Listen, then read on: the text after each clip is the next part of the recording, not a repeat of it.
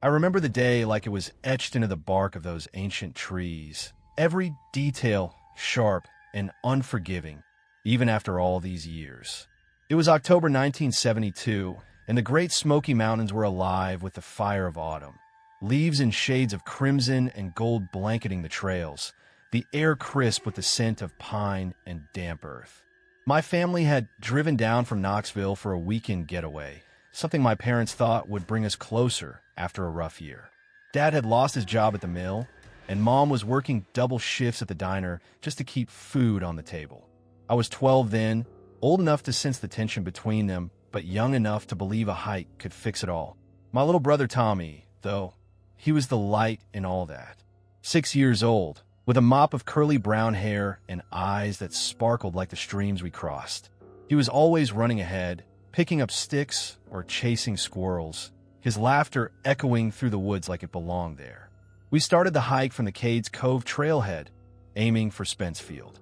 It was a popular path back then, but not crowded midweek. The ranger at the station had warned us about sticking together, said the mountains could play tricks on you, with fog rolling in quick and trails forking off into nowhere. Dad nodded, Mom clutched her picnic basket a little tighter, and Tommy tugged at my sleeve, begging to lead the way. "I'll be the explorer," he said, his voice high and excited. I ruffled his hair and let him go a few steps ahead, figuring what harm could come on a clear day like that. The path wound upward gently at first, flanked by towering oaks and hemlocks, their branches forming a canopy that filtered the sunlight into golden shafts.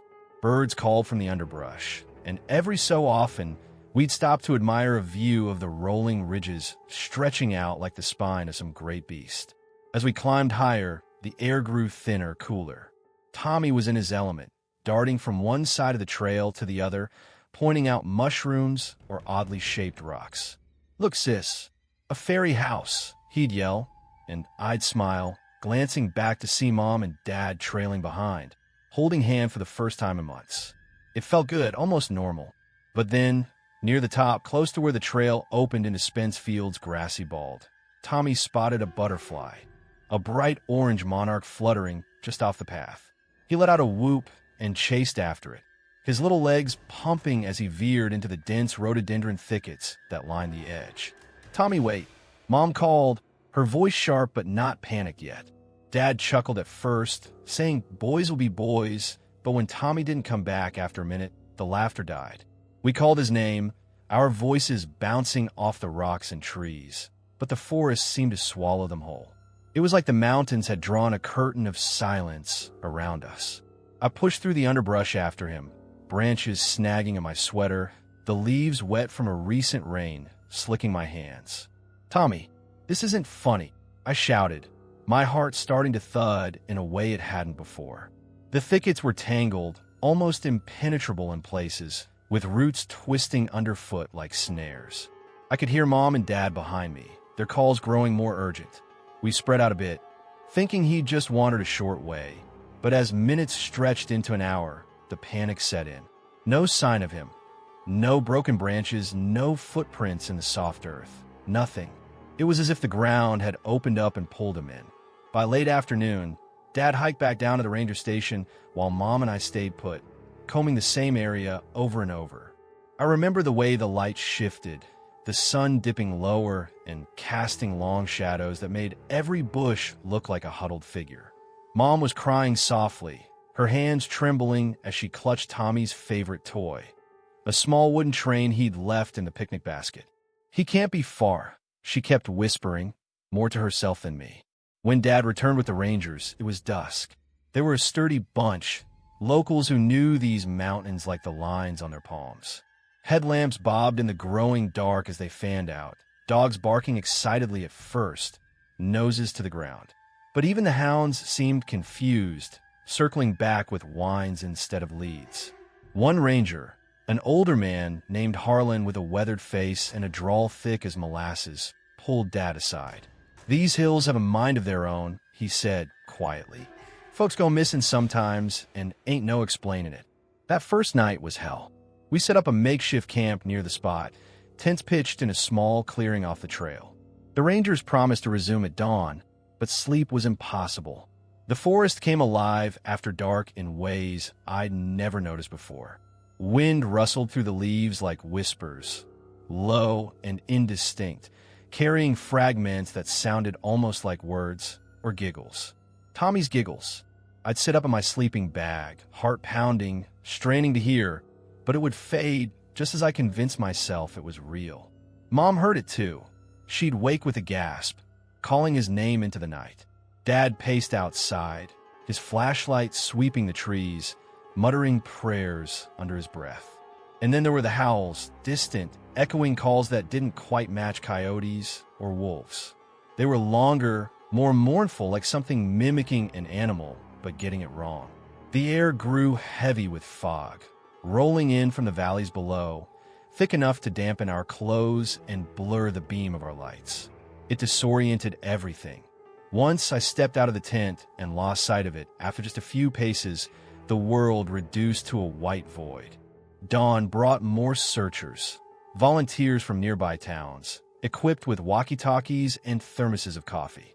The dogs were back, but again they hit dead ends. We pushed deeper into the thickets, hacking through with machetes where the growth was too dense. That's when I found the shoe. It was half buried in the mud near a rocky outcrop, small and scuffed, laced up tight. My stomach dropped as I picked it up, turning it over in my hands.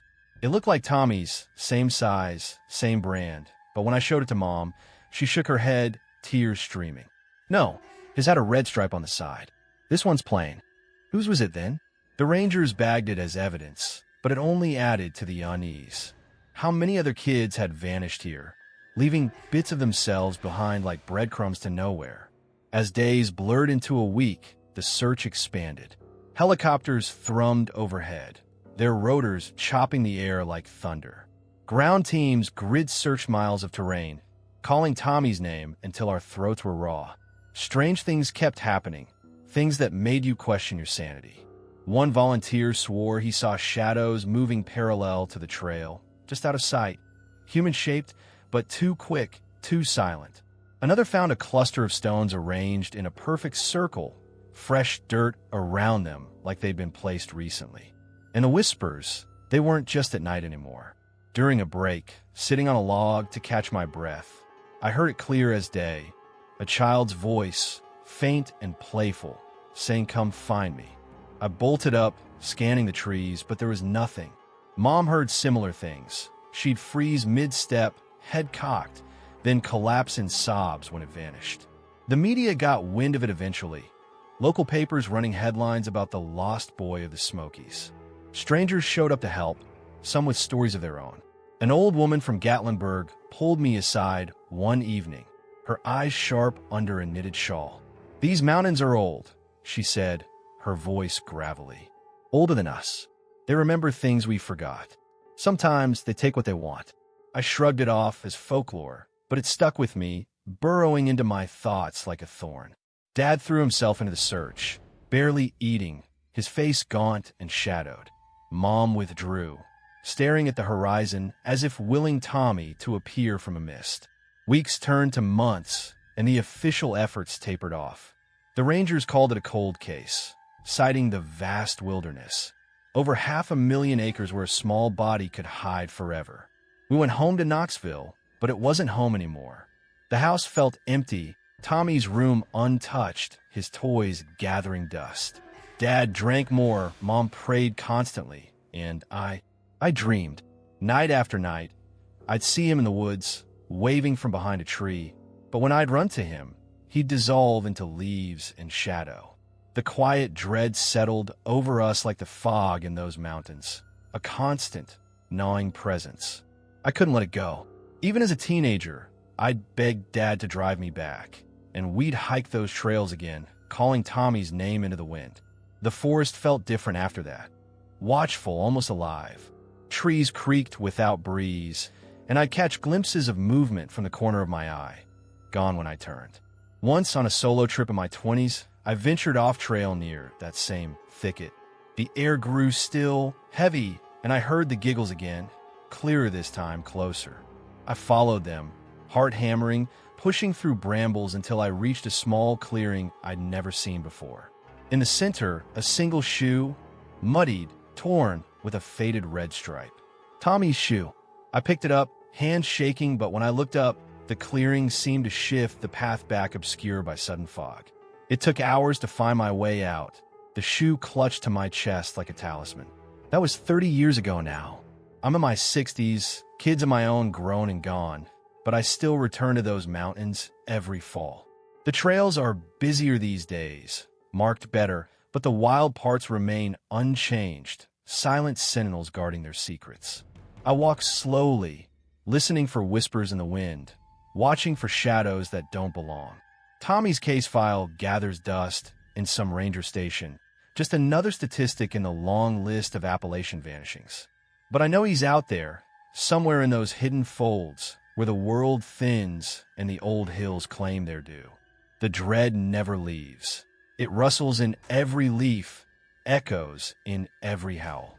And sometimes on crisp autumn afternoons, I swear I hear his laughter calling me to come find him. One day, I might just follow it all the way.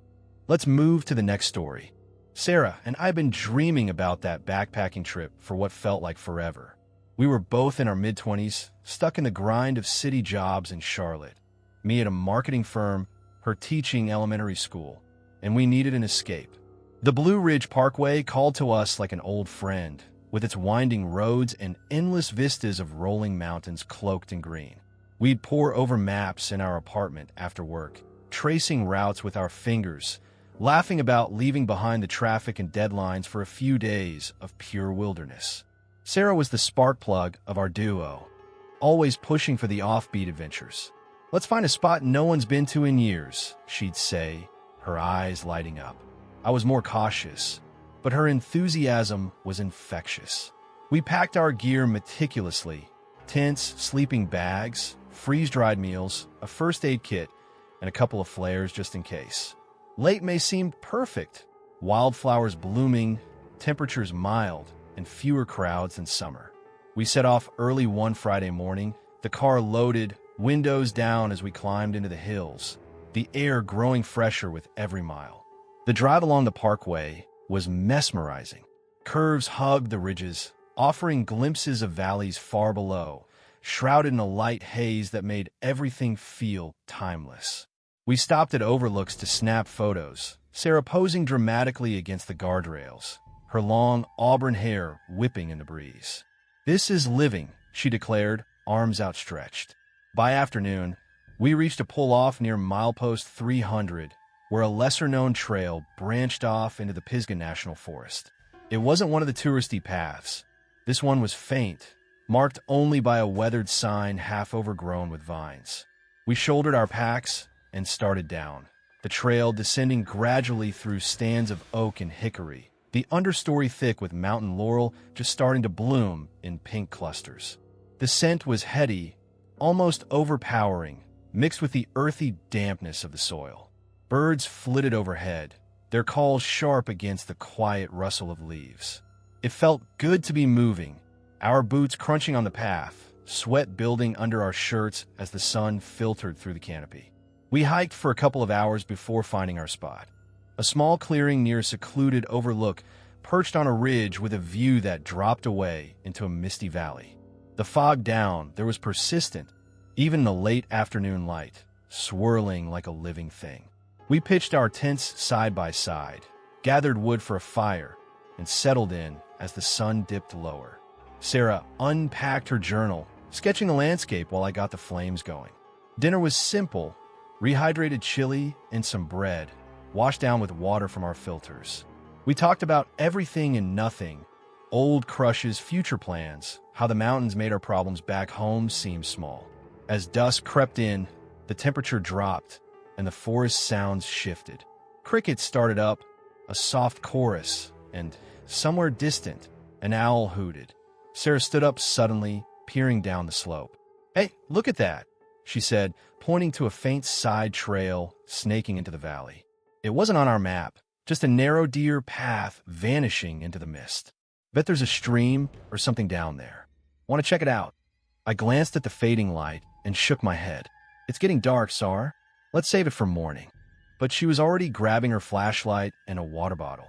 "Come on, it'll be quick." I need to stretch my legs after that hike. That's how she was, impulsive, drawn to the unknown. I sighed but stayed by the fire, poking at the embers with a stick. Yell if you need me, I called as she disappeared down the path, her beam bobbing into the gloom. The minutes ticked by. I heard her voice at first, faint calls like, "Whoa, cool rock," or something echoing up. Then nothing. The forest swallowed her words, leaving only the crackle of the fire and the occasional snap of a twig in the underbrush. I checked my watch, 15 minutes, then 30. The mist from the valley seemed to rise, tendrils creeping up the ridge, cooling the air further. "Sarah," I shouted, my voice sounding thin, absorbed by the trees. No answer. Unease prickled at the back of my neck, but I told myself she was just out of earshot, maybe sitting by that stream she imagined. When an hour passed, I couldn't sit still anymore. I grabbed my own flashlight and headed down the side trail, the beam cutting a narrow swath through the gathering dark. The path was steeper than it looked, roots twisting like veins across the dirt, forcing me to step carefully. The mist thickened as I descended, dampening my clothes and hair, making everything slick. "Sarah, where are you?" My calls echoed back, distorted, like the valley was throwing them around for sport. The air grew heavier, scented with wet earth and decaying leaves. Twisted rocks jutted from the ground, their shapes shifting in the shadows. One looked like a crouched figure for a split second, making my heart skip. I shook it off, focusing on the trail. After what felt like forever, maybe 20 minutes of stumbling descent, I spotted something glinting in the beam. Her backpack propped against a log near a small stream, gurgling over pebbles. The contents were untouched, snacks, a map, her journal peeking out. It was as if she'd set it down and stepped away for a moment. But there were no footprints in the mud, no broken branches, nothing to show where she'd gone. Panic surged then, hot and sharp. I spun around, sweeping the light in arcs, calling her name until my throat ached. The stream's babble mocked me, the mist closing in like a shroud. I searched the immediate area, crossing the water, checking behind boulders, but it was futile in the dark. Hours slipped away as I climbed back up to camp, legs burning, mind racing. I radioed for help on our emergency beacon. Thank God we'd brought one, and huddled by the dying fire, waiting. The night deepened, the forest pressing in. Sounds that had seemed benign earlier now carried weight. A rustle in the bushes that could be an animal or something else. I swore I heard whispers on the wind, low and indistinct, like voices murmuring just beyond understanding. Was it Sarah? Or my imagination cracking under the strain? I dozed fitfully, jolting awake at every noise, the ridge feeling more isolated than ever. Dawn brought the rangers.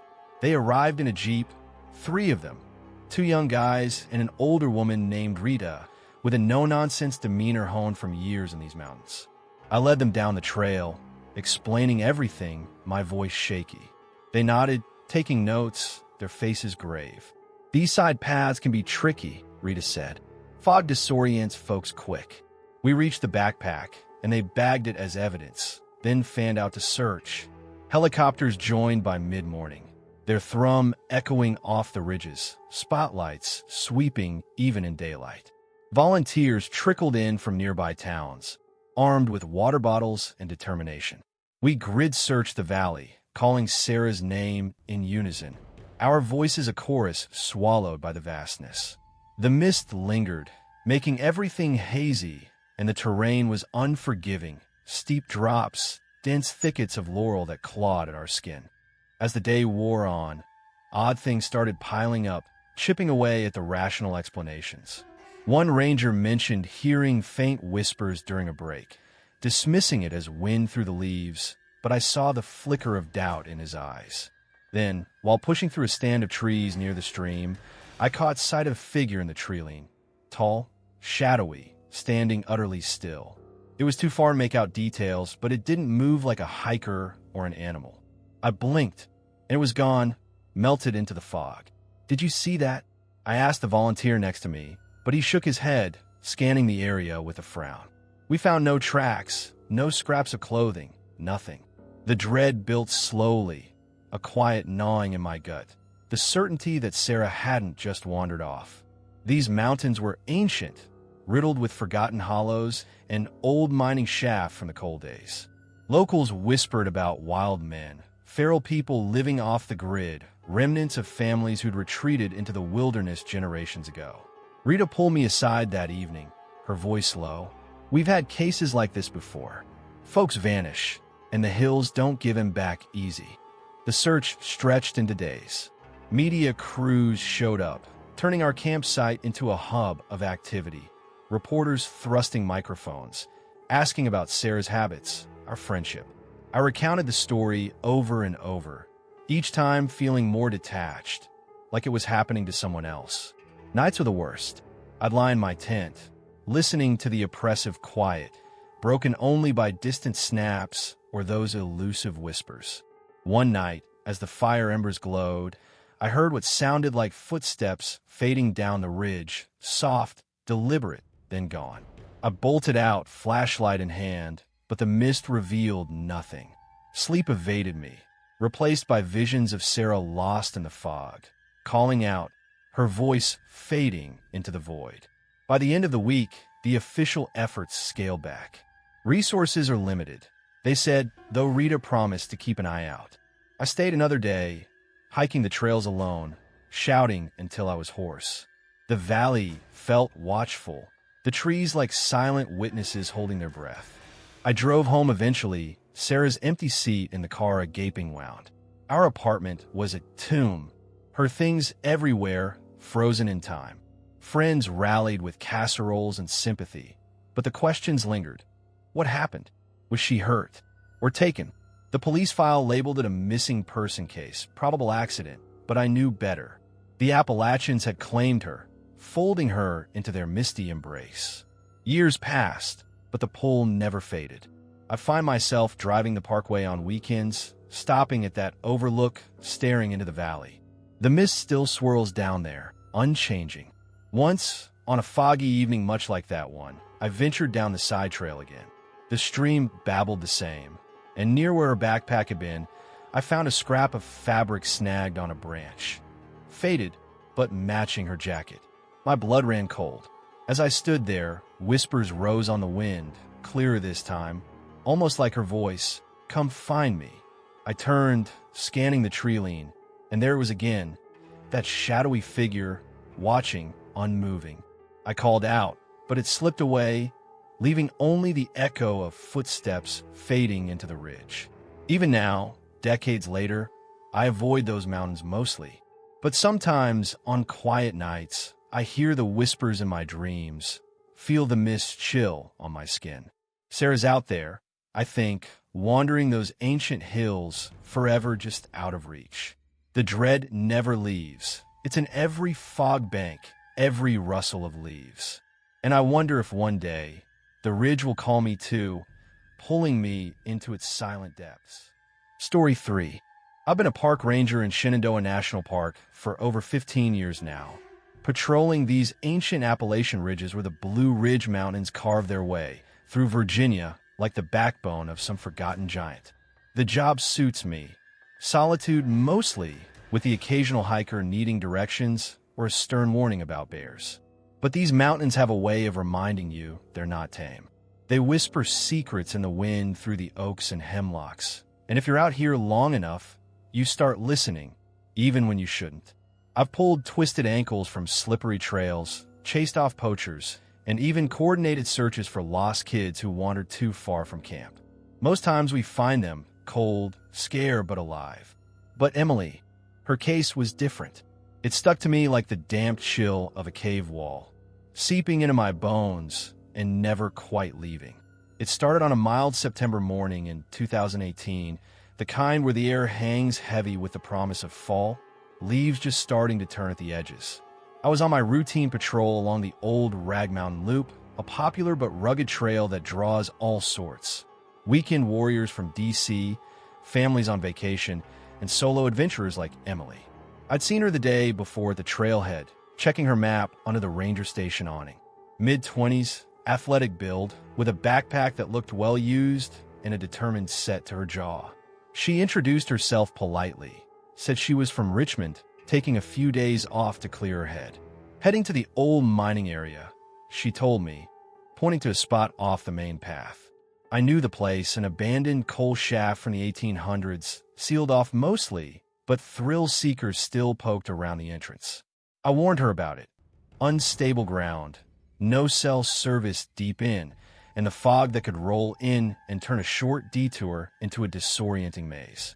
She nodded, assured me she had an emergency beacon and plenty of supplies. "I've done this before," she said with a smile. I believed her. She had that competent air about her. Wished her luck and watched her hike off, her ponytail swinging as she disappeared into the tree line. The next day, around noon, my radio crackled with the alert. An emergency beacon activation, coordinates pinning it near that very mining cave. My stomach tightened a bit. Solo hikers triggering beacons usually meant injury, maybe a fall. I radioed back to base, grabbed my gear, and headed out in the Jeep, bumping along the service road that skirted the trail. It took about 40 minutes to reach the spot, the path narrowing until I had to go on foot. The forest was quiet that day, unusually so. No bird calls, just the crunch of my boots on fallen leaves and the distant hum of insects. As I approached the coordinates, I spotted her tent first, pitched in a small clearing about 50 yards from the cave mouth. It was a bright blue dome, flap unzipped and fluttering slightly in the breeze, as if she'd just stepped out for a moment. No sign of her, though. I called her name, Emily. "Ranger here." My voice echoing off the rocks, but only silence answered back. I approached the tent cautiously, peering inside. Her sleeping bag was unrolled, a half-eaten energy bar on top, and her backpack leaned against the side, water bottle still clipped to it. Everything looked normal, except for the open flap, like she'd bolted in a hurry, maybe hearing something or seeing a threat. No blood, no torn fabric, nothing to suggest a struggle. I checked the beacon. It was clipped to the tent pole, activated manually. Why leave it behind? I radioed for backup. Other rangers, search dogs, the works, and started a preliminary sweep. The cave entrance loomed nearby, a jagged black maw on the hillside, partially overgrown with vines and ferns. It exhaled a cool, damp breath, the kind that carries the scent of wet stone and decay. Old mining relics dotted the area, rusted tracks half buried in the dirt, a collapsed wooden frame that once supported the shaft. Locals avoided it. Stories circulated about collapses back in the day, workers trapped and never recovered. I shone my flashlight into the opening, the beam swallowed by the darkness after a few feet. Faint echoes bounced back, like water dripping in the distance, but nothing more. By early afternoon, the team arrived. For other rangers, including my partner Jim, a grizzled vet who'd been on the job longer than me. We had 2 dogs, German shepherds trained for scent work, and a couple of volunteers from the nearby town of Uwharrie. Emily's description went out. 5'6", brown hair, wearing khaki pants and a green jacket. We started with the dogs, letting them sniff her sleeping bag. They picked up the trail quick, leading us straight to the cave mouth, tails wagging at first, then hesitating. One whined and backed up, hackles raised, staring into the void. "Something's spooking him," Jim muttered, clipping on his headlamp. We geared up, helmets, ropes, extra lights, and ventured in. The entrance narrowed fast, the ceiling dropping to where we had to stoop. Walls glistened with moisture, cold seeping through our gloves as we brushed against them. Faded graffiti etched the stone. Names from the 70s, crude drawings, warnings like "turn back" scrawled in chalk that had long since smeared. Deeper in, the air thickened, heavy with the musty smell of undisturbed earth. Our boots echoed on the uneven floor, splashing through shallow puddles that reflected our lights like mirrors. We called her name every few steps, voices booming then fading into the passages. The cave branched off in places, old shafts sealed with boulders, side tunnels that led to dead ends. About 100 yards in, the dogs perked up again, pulling us toward a narrow fissure on the left. We squeezed through, the rock pressing close, and emerged into a larger chamber, maybe 20 feet across. Stalactites hung like teeth from the ceiling, dripping steadily. That's when I heard it first, a soft whisper, so faint I thought it was the wind sneaking through cracks. But there was no whine down here. It sounded like words, muffled, echoing from deeper chambers. "Help here!" Or maybe names. Mine? Emily's? I froze, shining my light around, but the others didn't react at first. "You hear that?" I asked Jim. He cocked his head, frowning. "Just the drip, probably." Echoes play tricks. We pressed on, the whispers coming and going, always just out of clarity. The dread started building then, slow and insidious, like the cold creeping up from the floor. These caves were mapped, but not fully. Side passages could go unmapped for miles, connecting to underground streams or dropping into sinkholes. Emily could have fallen, hit her head, wandered disoriented. But why the beacon left behind? We found her journal about 2 hours in, wedged between rocks in a small alcove off the main path. It was a leather-bound notebook, pages rippled from dampness. I flipped it open carefully, the team crowding around. Her handwriting was neat at first. Entries about the hike, the beauty of the ridges, feeling free from city stress. But the last few pages shifted, felt watched last night, eyes in the dark outside the tent. Then, heard voices from the cave calling. Must be imagination. The final entry, scrawled hastily. "Something's in here with me." Whispers. "Need to get out." No date, no time. We bagged it, hearts sinking. No body nearby, no blood. Just the journal like a breadcrumb. The search intensified. Helicopters buzzed overhead, scanning for heat signatures, but the thick canopy and rock hid everything. Ground teams expanded, volunteers combing the surrounding trails, checking ravines and overlooks. Days blurred, coffee-fueled briefings at dawn, endless trudging through underbrush, calling her name until our voices cracked. Strange occurrences piled up, chipping at our resolve. One night, camped near the cave, I heard the whispers again, clearer outside, carried on the breeze like faint radio static. Jim heard them too that time, sitting up in his tent with wide eyes. "Sounds like a woman," he whispered. We grabbed lights and headed to the entrance, but they faded as we approached. Another ranger found odd marks on the ground, scratches in the dirt like something dragged, but rain washed them away before we could document. Locals shared stories around the fire. Old miners talking about cave spirits, echoes of the trap that lured others in. I dismissed it as folklore, but doubt crept in. These mountains were riddled with history, forgotten settlements, Civil War hideouts, families who'd gone feral in the wilds after hard times. Weeks passed, the official search turning to recovery. Emily's family arrived, parents from Richmond, devastated, clinging to hope. I walked them through the site, their faces paling at the cave mouth. She loved exploring, her mother said, voice trembling. We found no more clues, no clothing scraps, no gear.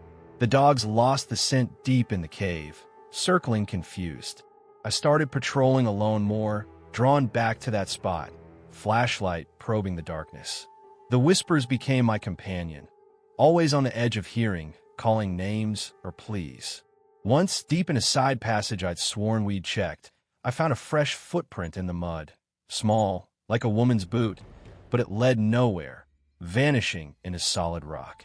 Emily's case went cold officially after 2 months. Posters faded on trailheads. Her family held a memorial. But for me, it never ended. I still ranger these paths, eyes scanning the undergrowth for signs I know won't come. The cave remains, a black void exhaling its chill, whispers waiting for those who linger. On quiet shifts, when fog blankets the ridges, I hear them, soft, insistent, pulling at something deep inside. Was it Emily?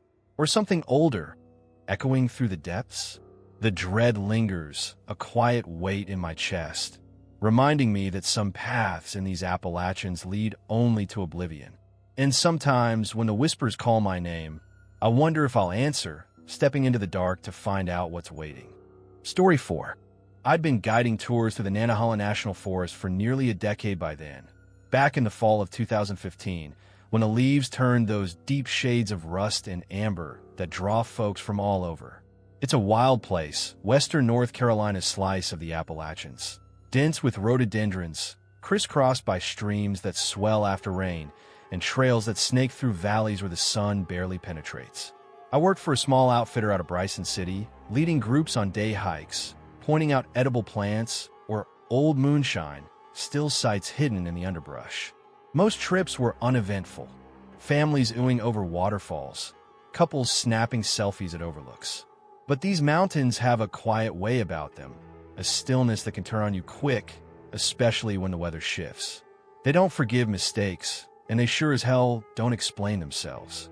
That day with Mark's group started ordinary enough, but it's etched in my mind like a scar, a reminder of how thin the line is between a pleasant stroll and something that haunts you forever. The group was small, 8 people, mostly retirees from Atlanta looking for a mild adventure. Mark stood out right away. Mid-40s, a history buff with a quick laugh, and a backpack full of books on Appalachian folklore. He peppered me with questions as we gathered at the trailhead near Lake Fontana about Cherokee legends, Civil War hideouts, that sort of thing. Heard about the Brown Mountain Lights? He'd ask, eyes lighting up. I nodded, sharing what I knew, but kept it light. No need to spook folks before we even started. The forecast called for scattered showers, nothing major, so we set off under a gray sky, boots squelching on the damp path. The trail looped through old-growth forest, following the Nantahala River for a stretch before climbing into higher ridges. Rain had fallen overnight, leaving everything slick, mud coating the roots, leaves plastered like wet paper to the ground. I warned everyone to watch their step. Slips were common, and cell service was spotty at best. We hiked single file, me at the front calling back pointers, step over that root there, or look left for the eagle's nest. The air was thick with the scent of wet earth and pine, mist hanging low in the hollows like smoke from a dying fire. Conversation flowed easy at first, jokes about the weather, someone sharing trail mix. Mark hung at the rear, chatting with a couple from his group about local ghost stories. I caught snippets, tales of feral hermits living off the grid, descendants of families who'd fled into the woods during hard times and never come out. They say some still watch from the trees, he said, his voice carrying on the breeze. I smiled to myself. Folklore was part of the charm, but I'd never seen anything to make me believe it. The rain started around mid-morning, light at first, pattering on the canopy above. We pulled on ponchos, laughing it off as mountain baptism. But it picked up, turning the path into a slippery chute, water sluicing down in rivulets. By noon, we reached a denser section, where the trail bent around a steep embankment overlooking a ravine. The downpour hit hard then, a sudden sheet of rain that blurred everything, wind whipping through the trees like a sigh. "Huddle up," I shouted, guiding the group under a thick stand of hemlocks, their branches forming a makeshift shelter. We clustered close, backs to the trunks, water dripping from our hoods. Laughter turned to grumbles as the storm raged, thunder rumbling distant like a warning. It lasted maybe 10 minutes, intense, but brief, the kind that passes quick in these hills. When the rain eased to a drizzle, I did a head count, force of habit. 1, 2, 7. Mark was missing. The spot where he'd been standing, right at the edge of our huddle, was empty. No backpack, no poncho fluttering in the wind. Just mud and leaves, undisturbed. Panic flickered through the group like spark. "Mark? Hey, Mark," we called, voices overlapping. I backtracked immediately, scanning the trail behind us. The path curved sharply there, disappearing into mist-shrouded undergrowth. His footprints were clear at first, boot impressions in the mud. Then they just stopped, abruptly at the bend, as if he'd lifted off the ground mid-stride. No slide marks down the embankment, no broken branches suggesting a fall. The ravine below was steep, choked with ferns and boulders, but even from the edge, I saw no sign. No splash in the swollen creek at the bottom, no crumpled form. The forest absorbed our shouts, muffling them into echoes that died quick. One woman in the group started crying softly. Another suggested he might have stepped off to relieve himself. But why no answer? Why leave his gear? I radioed base, static at first, then connection, and reported it. "Missing hiker, last seen minutes ago." "Stay put," they said. "Help's coming." We waited, the drizzle persistent, soaking through our layers. The group huddled tighter, sharing uneasy glances. I tried to keep calm, recounting the facts. He'd been right there, chatting. No one heard a shout or slip. As minutes stretched, the quiet pressed in, the kind of silence that follows a storm, where even the birds hold their breath. Mist rose from the ground, curling around trunks like fingers, reducing visibility to a few yards. I ventured a bit further down the trail, calling his name, but the woods felt watchful, branches creaking softly without wind. Back with the group, stories started bubbling up. Nervous talk of other disappearances in the Nantahala, folks vanishing on trails like this. Mark's folklore chatter echoed in my head, those tales of hidden people in the hills. I shook it off. Focus on facts, I told myself. Rescue arrived within the hour. 2 rangers from the Forest Service, equipped with dogs and rain gear. They took statements, the group recounting the huddle, the sudden absence. The dogs, bloodhounds with keen noses, sniffed Mark's abandoned poncho, left inexplicably on the ground near where he'd stood. They bayed excitedly at first, pulling toward the bend, then circled confused, whining as the scent vanished with the footprints. Rain's washing everything, one ranger muttered, but I saw the frown. He knew these dogs. We expanded the search, fanning out along the ravine, volunteers trickling in from nearby campsites. Helicopters thumped overhead by afternoon, their spotlights piercing the canopy despite the lingering clouds. No heat signatures, no visuals. As dusk approached, we set up a command post at the trailhead, lanterns flickering against the growing dark. That first night was rough. The group was shuttled back to town, shell-shocked, but I stayed with the teams, combing the area by flashlight. Rain picked up again, turning the ground to soup, erasing any hope of tracks. Strange details emerged in the quiet hours. A camper from a site downriver reported seeing a lone figure earlier that day, standing unmoving on a distant ridge, silhouetted against the fog. Thought it was a hiker, he said, but it just faded away when I looked again. No description matched Mark, but it unnerved us. Whispers among the locals, old-timers nursing coffee, spoke of mountain folk, reclusive types who'd gone wild, living in hidden cabins or caves, avoiding outsiders. They don't like trespassers, one said, eyes distant. I dismissed it as superstition, but doubt crept in. These forests were vast, over 500,000 acres, riddled with sinkholes and crevices where a body could vanish forever. Days blurred into a grueling routine. Dawn briefings, grid searches through thorns and mud, calling Mark's name until it lost meaning. His family arrived, wife and 2 kids from Georgia, faces pale with worry, clinging to photos of him. He loves these mountains, his wife said, voice breaking. We showed them the spot, the abrupt end of footprints. Volunteers swelled the ranks, but the rain persisted, a relentless curtain that hid clues. Odd occurrences mounted, subtle at first. A ranger found a scrap of fabric snagged on a branch down the ravine, matching Mark's shirt color, but torn as if yanked. No blood, though. Another heard faint calls at night, echoing from the hollows, like a man's voice, muffled, pleading. We chased them, lights bobbing, but they led nowhere, fading into the drizzle. I started hearing things too. Lying in my tent, soft footsteps on wet leaves, circling the camp, then stopping just outside. I'd unzipped the flap, beams slicing the dark, but nothing, only mist and shadows. The media descended by week 2, reporters with cameras, headlines blaring hiker vanishes in storm. Theories flew, fall into a sinkhole, disoriented by fog, even foul play. But no evidence. The dogs hit dead ends repeatedly, and dives in the river yielded zip.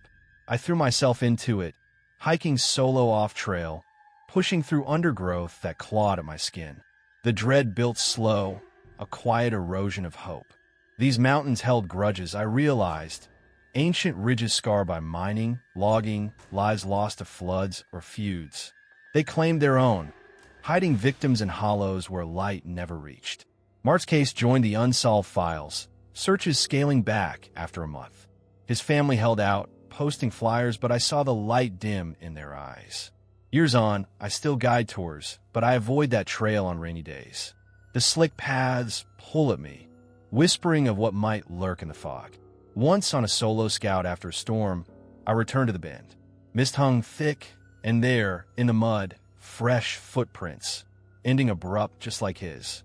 I followed the direction, heart pounding, and glimpsed a figure in the distance, unmoving, before it melted into the haze. Was it Mark? Or something else, watching from the trees? The echoes linger, a sorrowful ache, reminding me the Appalachians keep their secrets. And on rainy nights, I hear footsteps fading, wondering if they'll come for me next. Story 5. Lena and I were born and raised in the hollows of West Virginia, where the Monongahela National Forest stretched out like an endless green sea, swallowing up the edges of our small town. Our house sat on the outskirts, a weather-clabbered place with a porch that creaked underfoot, overlooking the tree line that marked the beginning of the wilds. Dad worked the coal mines until his back gave out, and Mom kept a garden that fed us through the lean winters. But the forest was our real playground. Miles of trails we knew like the veins on our hands, from the rushing streams where we'd skip stones to the high bogs of Dolly sods, with their stunted pines and boggy meadows that felt like stepping into another world. Lena was 2 years younger than me, a spitfire with freckles across her nose and hair the color of chestnuts. She'd tag along on every adventure, her laughter cutting through the quiet like a bird's call. "Wait up, Billy!" she'd yell, scrambling over logs or splashing through creeks. We foraged for morels in spring, blackberries in summer, and ginseng in fall, selling what we could to the locals for pocket money. Those woods were our escape, a place where the worries of home faded into the rustle of leaves and the distant hoot of owls. But even as kids, we sensed the forest's moodiness, the way fog could roll in unannounced, or how shadows lengthened in the afternoons, making familiar paths feel strange. That summer of '98, I was 15, Lena 13, and the heat hung heavy over the Alleghenies like a wet blanket. School was out, and we'd taken to longer excursions, packing sandwiches and canteens for all-day rambles. Dolly Sods was our favorite spot that year, a high plateau in the forest, scarred by old wildfires and logging, now a wilderness of open meadows dotted with cranberries and blueberries. The berries were ripe early that season, clusters of them hiding under low bushes, sweet and tart on the tongue. Mom warned us not to go too far. Stories circulated about hikers getting turned around up there, the terrain deceptive with its rocky outcrops and sudden drops. But we laughed it off. We were locals after all. "Stick together," she said, handing us a basket. Dad just grunted from his chair, nursing a coffee laced with something stronger. Lena and I set off at dawn, the air still cool, dew sparkling on the ferns as we hiked the dirt road to the trailhead. The path climbed steadily, flanked by dense stands of spruce and hemlock, their needles muffling our footsteps. Birds chattered overhead, and the scent of wildflowers mixed with the earthy dampness of the soil. "Race you to the top," Lena challenged, bolting ahead with the basket swinging. I let her win, smiling at her triumphant whoop when she reached the plateau first. Dolly Sods opened up before us like a secret garden, windswept grasses waving in the breeze, boulders scattered like giants' toys, and patches of berry bushes tucked into the dips. The sun climbed higher, filtering through a thin haze that softened the edges of everything. We spent the morning foraging, our fingers stained purple from the juice, chatting about nothing important, school crushes, plans for the county fair, how we'd save up for a new bike. Lena was always the dreamer, spinning tales of hidden treasures in the old mining camps scattered through the forest. "Bet there's gold in them shafts," she'd say, eyes wide. I teased her, but secretly admired her imagination. By midday, our basket was half full, and we sat on a flat rock to eat our sandwiches, the sun warm on our backs. The forest felt alive around us, insects buzzing lazily, a gentle wind rustling the underbrush. But there was a quiet undercurrent, the kind you only notice in hindsight, the absence of larger animals. No deer grazing or squirrels scampering. Just the vastness stretching out to the hazy ridges beyond. It happened so casually, the way these things do. Lena spotted a thicker patch of berries in a distant clearing, maybe 100 yards off, separated by a swath of dense underbrush, thorny brambles and tall ferns that choked the ground. "Look at those! Jackpot!" she exclaimed, jumping up and brushing crumbs from her shorts. "I'll grab him quick. Be right back." I nodded, mouth full, watching her trot off, her red hat bobbing through the green. The sun dappled the canopy above, casting long shadows that danced across the meadow, almost playful. I finished my lunch, packing up the wrappers, and glanced her way. She was at the edge of the clearing, bending down, but then she straightened, peering deeper into the brush, as if something caught her eye. "Lena," I called after a minute or two, when she didn't return. No answer. The wind picked up slightly, carrying the scent of rain from afar, though the sky was still clear. I stood, shielding my eyes, but the underbrush swallowed her form. "Lena, come on, we gotta head back soon." Silence, broken only by the rustle of leaves in the breeze. Unease prickled my skin, but I chalked it up to her playing a joke. She'd done it before, hiding behind trees to scare me. I waited another minute, then shouldered the basket and headed toward the clearing. The ground grew uneven, roots snaking underfoot, forcing me to step carefully. Thorns tugged at my jeans as I pushed through the thicket, the branches closing in like fingers. "This ain't funny, Lena." My voice sounded small, absorbed by the foliage. The clearing was empty when I reached it, berries scattered on the bushes, some half-picked, but no sign of her. Panic flickered, low at first, like a match struck in the dark. I circled the area, calling louder, my heart picking up pace. That's when I saw her hat, bright red, snagged on a low branch at the far edge, as if yanked off in passing. No footprints in the soft earth, no broken stems to show a path. Just the hat, dangling there, mocking me. I snatched it up, fabric still warm from her head, and shouted her name into the void. The forest replied with nothing, a heavy quiet that pressed down, the shadows lengthening as clouds gathered overhead. Hours blurred after that. I searched frantically, crashing through the underbrush, thorns tearing at my arms and face, drawing thin lines of blood. The terrain in Dolly sods is tricky. Boggy spots that suck at your boots, rocky ledges dropping into hidden crevices. I imagined her twisted ankle, or worse, a fall into one of those old mining shafts from the coal days, half collapsed and overgrown. "Lena, where are you?" My voice cracked, echoing back faintly. The sun dipped lower, the light turning golden then gray, the air cooling. Fear settled in my gut, cold and twisting. I made my way back to the trailhead as dusk fell, legs aching, hat clutched in my fist. Mom was waiting on the porch when I stumbled home alone, her face draining of color as I gasped out the story. Dad sobered quick, grabbing the truck keys, and we drove to the ranger station, the night closing in around us. Search teams mobilized by evening, rangers, volunteers from town, dogs baying into the dark. Flashlights swept the meadows, beams cutting through the gathering mist like knives. I led them to the clearing, pointing out the hat spot, but the underbrush looked different at night, twisted and impenetrable. The dogs picked up her scent at first, noses to the ground, but it faded quick, circling back confused. "Ground's too wet," one ranger said, but I saw the worry in his eyes. We camped out there, tents pitched in the meadow, fires crackling to ward off the chill.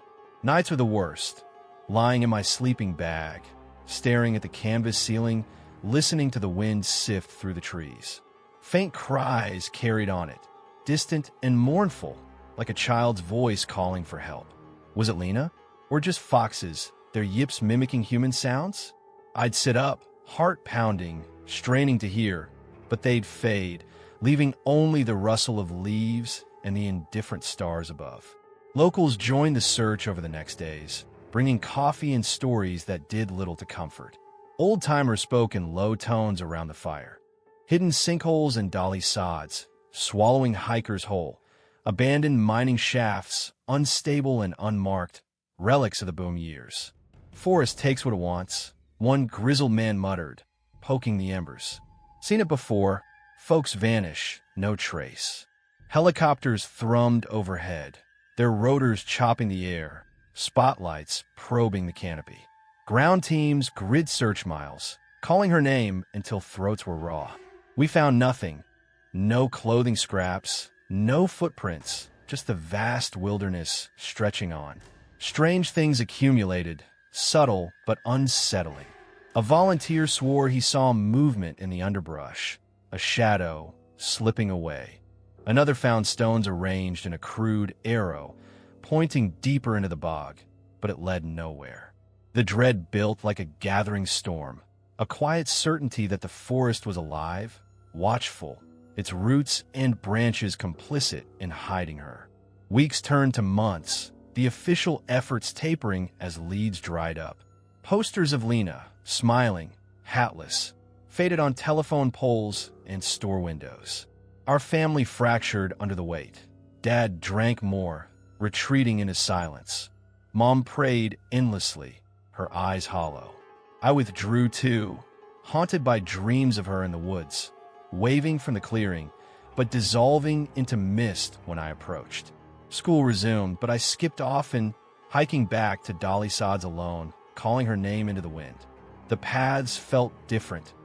Eyes in the shadows, whispers in the leaves that sounded like her voice.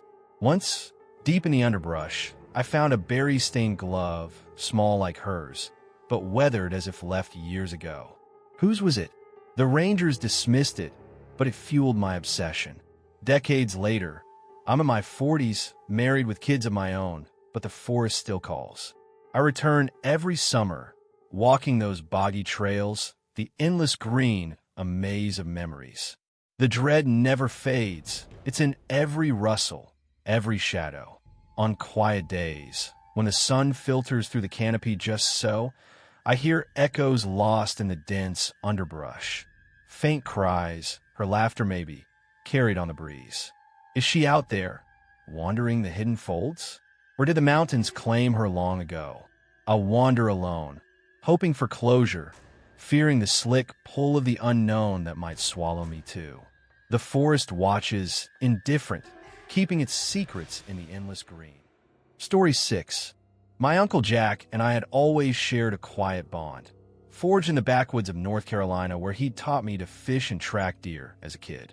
He was my dad's older brother, a widower who'd retreated into solitude after Aunt Mary's passing, spending his days in a small cabin near Asheville, tinkering with old radios and reading faded maps of the Pisgah National Forest. I was in my early 20s then, fresh out of community college and drifting through odd jobs, when he suggested the camping trip. Need to get you out of that apartment, he'd said over the phone, his voice gravelly from years of pipe smoke. Full moon this weekend, perfect for the summit at Black Balsam Knob. Stars like you've never seen. I agreed, packing my bag with the enthusiasm of someone craving escape from the city's hum. We met at his place that Friday afternoon in late September 2005, the air already carrying the crisp bite of fall. Jack's truck was loaded with gear. Tents, a cooler of sandwiches and beer, his old Coleman lantern that hissed like a living thing when lit. We drove the winding Blue Ridge Parkway, the road twisting through tunnels of rhododendrons, the mountains rising like silent guardians on either side. These hills have stories, Jack mused as we climbed higher, the engine groaning. Folks been getting lost here since before the trails were marked. I nodded, half listening, watching the valleys drop away into misty depths. The hike to the summit started at the Graveyard Fields Pull-Off, a name that should have been a warning but felt quaint at the time. We shouldered our packs and set off as the sun dipped toward the ridges, painting the sky in hues of orange and purple. The trail was rugged, ascending through dense forests of Fraser fir and spruce, the ground soft with needles that muffled our steps. Jack led the way, his stride steady despite his age, pointing out landmarks. A twisted tree struck by lightning, a spring bubbling from the rocks. "Used to come here with your dad," he said, pausing to catch his breath. Before life got complicated. Sweat beaded on my forehead as we climbed, the air thinning, carrying the scent of pine resin and damp earth. Birds called from the canopy, their songs fading as we neared the bald summit, a grassy expanse exposed to the elements. offering panoramic views of the shining rock wilderness. We reached it just as twilight settled, the full moon rising fat and silver over the horizon, stars beginning to prick the darkening sky like needles through black velvet. "Told you," Jack grinned, dropping his pack. We pitched our tents in a sheltered dip, the wind whispering through the grasses, and built a small fire ring with stones gathered from the edge. Dinner was simple: hot dogs roasted on sticks, washed down with lukewarm beer. We sat by the flickering flames, the night air crisp and still, the kind of quiet that amplifies every crackle and pop. Jack shared stories from his youth. Hunting trips gone awry, close calls with black bears, old mining camps hidden in hollows where men had vanished chasing fool's gold. "The mountains don't forget," he said, his face shadowed by the firelight. "They hold on to things, people, sometimes." I chuckled, attributing it to the beer, but there was a weight to his words, an undercurrent that made the darkness beyond our camp feel deeper. The moon climbed higher, bathing the summit in pale light, turning the landscape into a monochrome dream. Stars wheeled overhead, more than I'd ever seen in the city, a vast canopy that made me feel small. We talked late about family rifts, how Dad and Jack had fallen out over money years back, and plans for reconciliation. "Maybe this trip will help," I said. Jack nodded, stubbing out his pipe. As the fire died to embers, he stood, stretching. "Need more wood if we're going to keep warm. Be right back." He grabbed the lantern, its mantle glowing softly, and headed toward the tree-line a short ways off, the beam bobbing like a will-o'-the-wisp. I watched him go, the light shrinking until it was a pinpoint. Then it flickered once, twice, and went out. At first, I thought nothing of it. Maybe the fuel ran low, or he set it down to gather branches. I poked at the embers, adding the last sticks we had, the flames leaping briefly. Minutes ticked by, the silence growing heavier, broken only by the occasional gust rustling the grass. "Uncle Jack," I called, my voice carrying into the night, but the moonlit summit absorbed it, no echo returning. Unease stirred in my chest, subtle at first, like the chill seeping through my jacket. I waited longer, figuring he'd holler if he needed help, but the quiet stretched, oppressive now. The stars stared down, indifferent. Finally, I grabbed my flashlight and ventured toward the tree-line, the beams sweeping the ground, revealing tufts of grass and scattered rocks. "Jack, you okay?" No answer. The path he'd taken led toward a cluster of stunted trees, then veered near the cliff edge, a sheer drop of hundreds of feet into the shadowed valley below.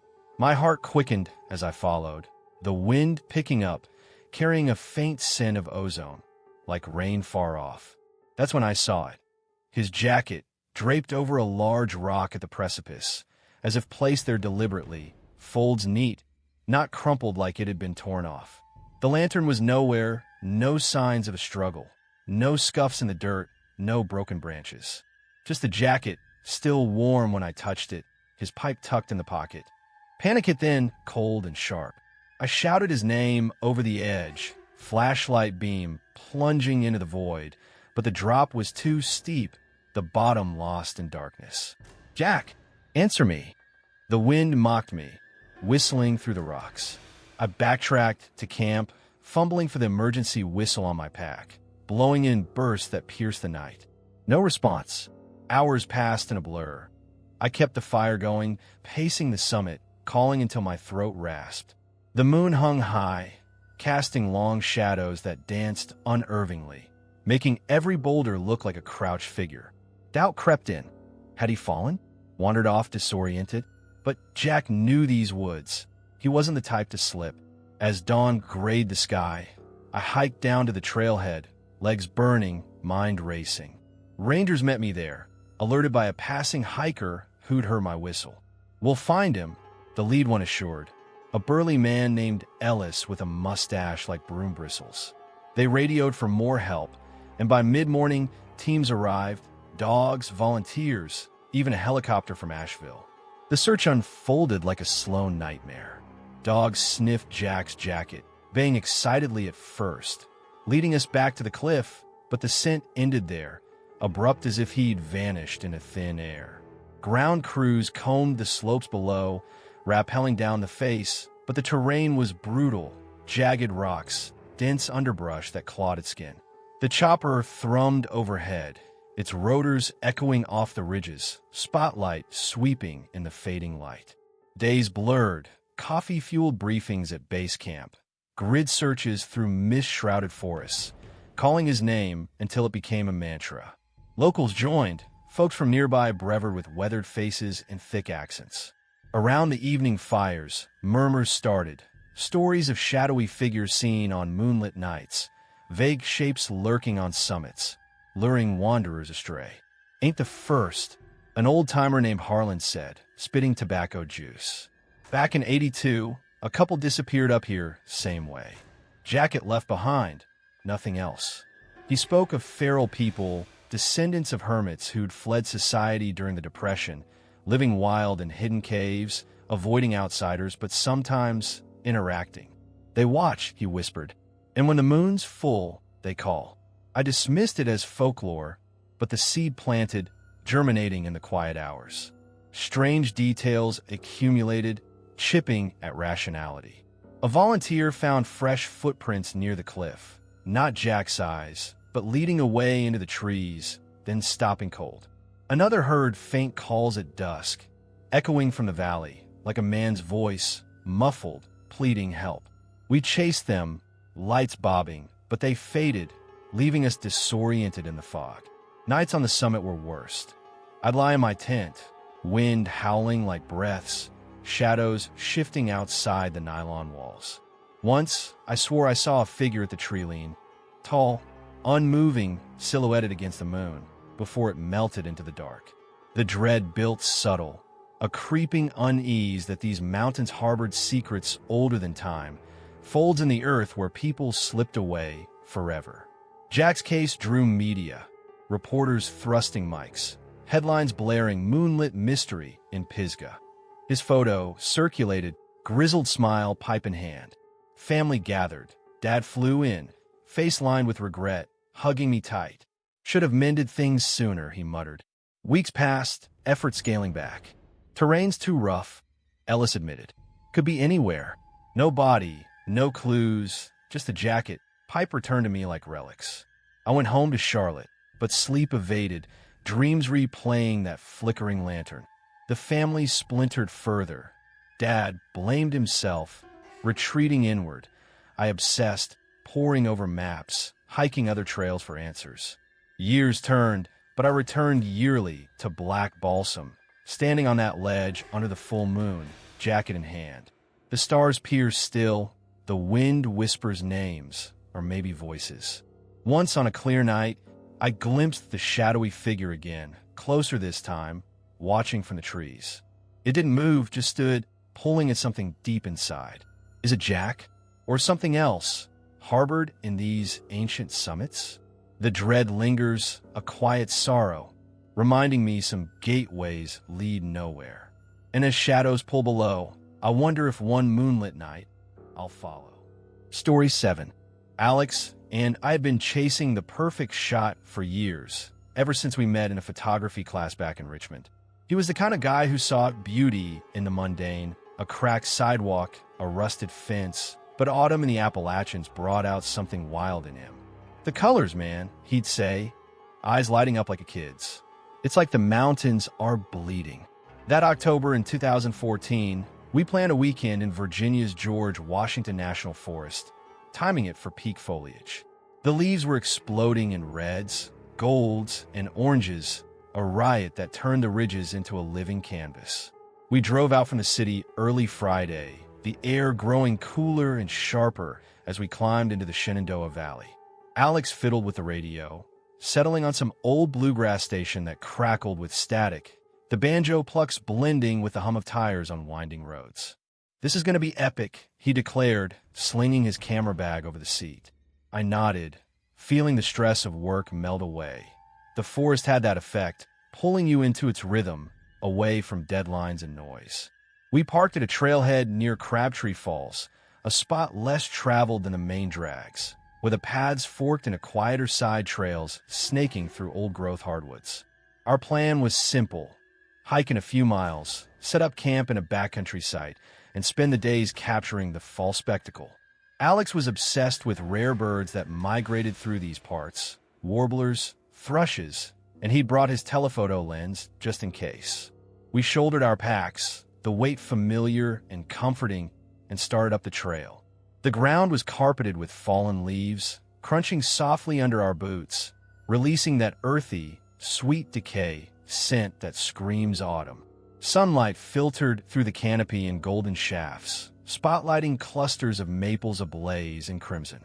We stopped often, Alex kneeling to frame a shot of dew-kissed ferns or a squirrel scampering up a hickory. "Look at that light," he'd murmur, clicking away. I snapped my own photos, but mostly watched him. His focus was infectious, making the world sharper, more alive. As the afternoon wore on, we veered onto a side trail, narrower and less maintained, winding deeper into the forest. The main path was busy with day hikers, but this one promised solitude, hugging a ridge with views of the valley below.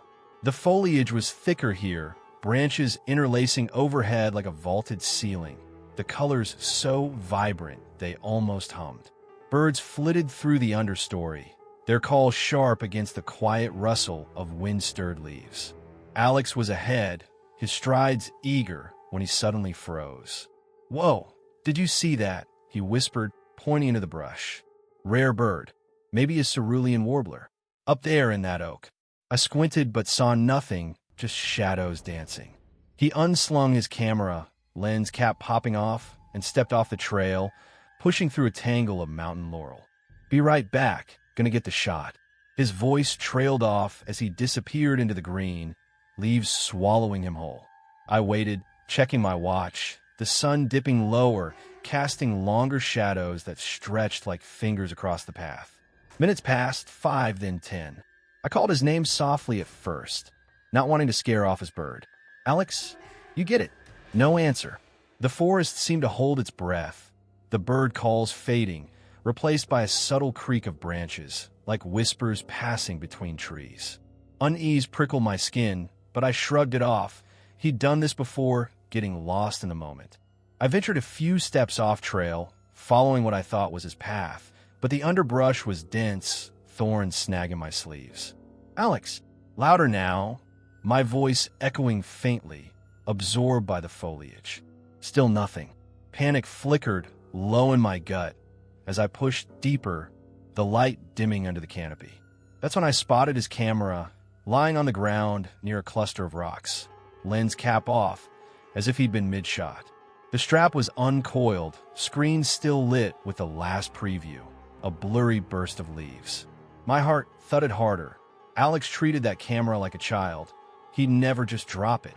I picked it up, brushing off dirt, calling his name again, spinning in place. The woods felt alive around me, branches swaying without wind, guiding my gaze deeper into confusion, paths forking elusively. Hours slipped away in a haze of frantic searching. I backtracked to the main trail, shouting until my throat burned, but the forest muffled everything, a vast, indifferent sponge. No other hikers passed. The side trail was too remote.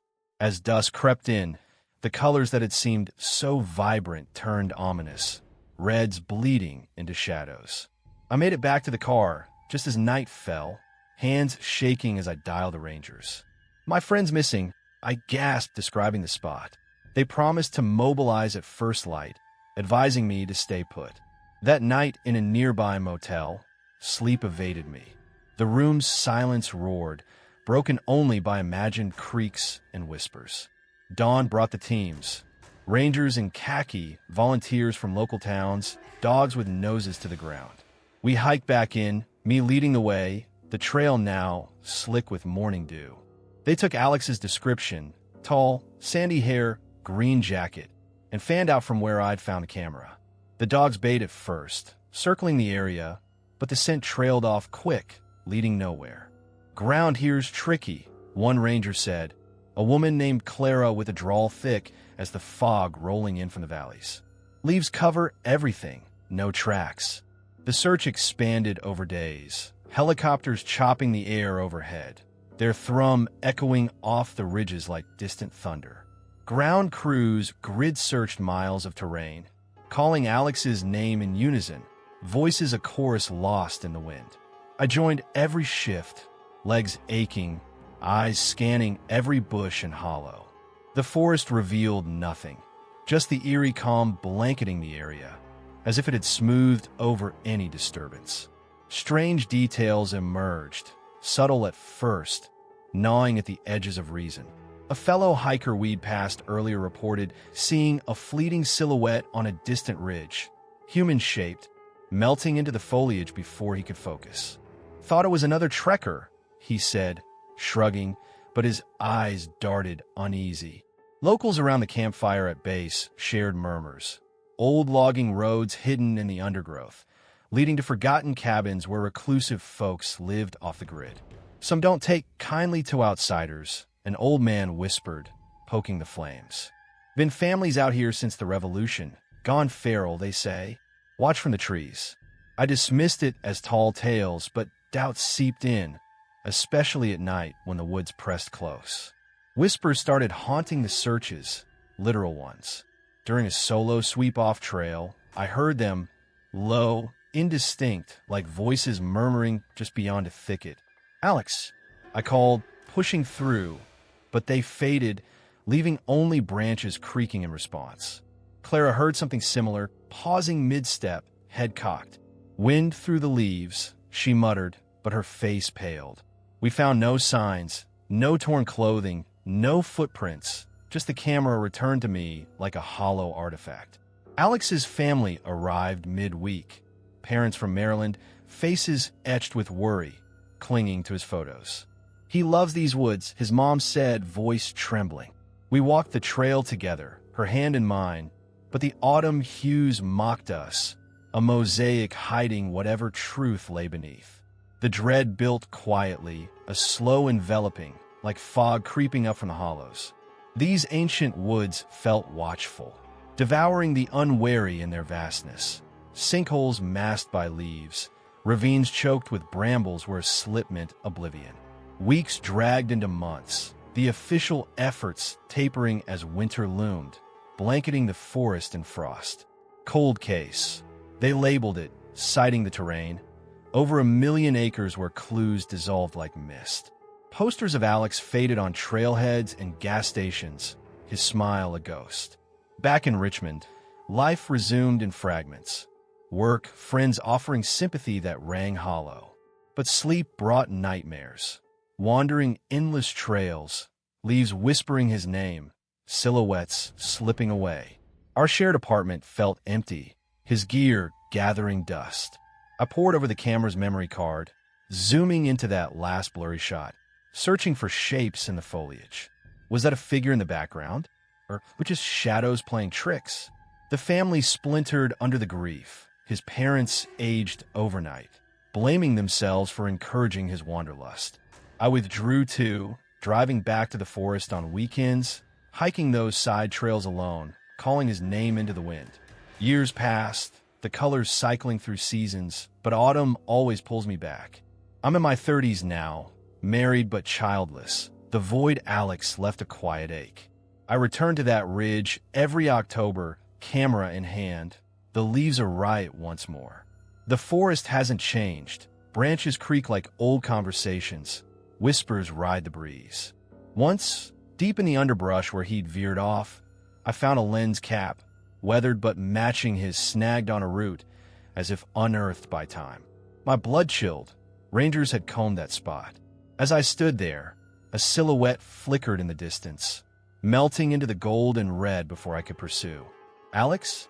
Or one of those feral watchers, guardians of the wood's secrets?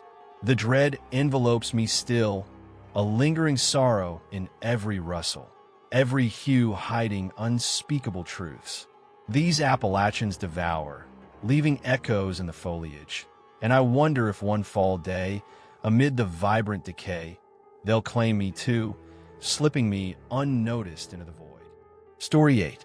Jack and I have been fishing those remote streams in Tennessee's Cherokee National Forest since we were kids, back when our dads would drag us out before dawn with thermoses of coffee and tales of trophy trout lurking in the deep pools. The forest was our backyard, over 500,000 acres of rugged ridges and hidden hollows, where the Ocoee River carved through the mountains like a vein of liquid silver. Jack was the steady one, always methodical with his casts, while I was the dreamer, content to watch the water ripple and the sunlight dance on the surface. We'd grown apart in our 30s, him with a family in Knoxville, me bouncing between jobs in Chattanooga, but every fall, we'd reconnect on those banks, rods in hand, sharing beers in silence. That trip in October 2012 felt no different at first. The leaves were turning, a patchwork of amber and rust overhead, and the air carried that crisp edge that promised winter wasn't far off.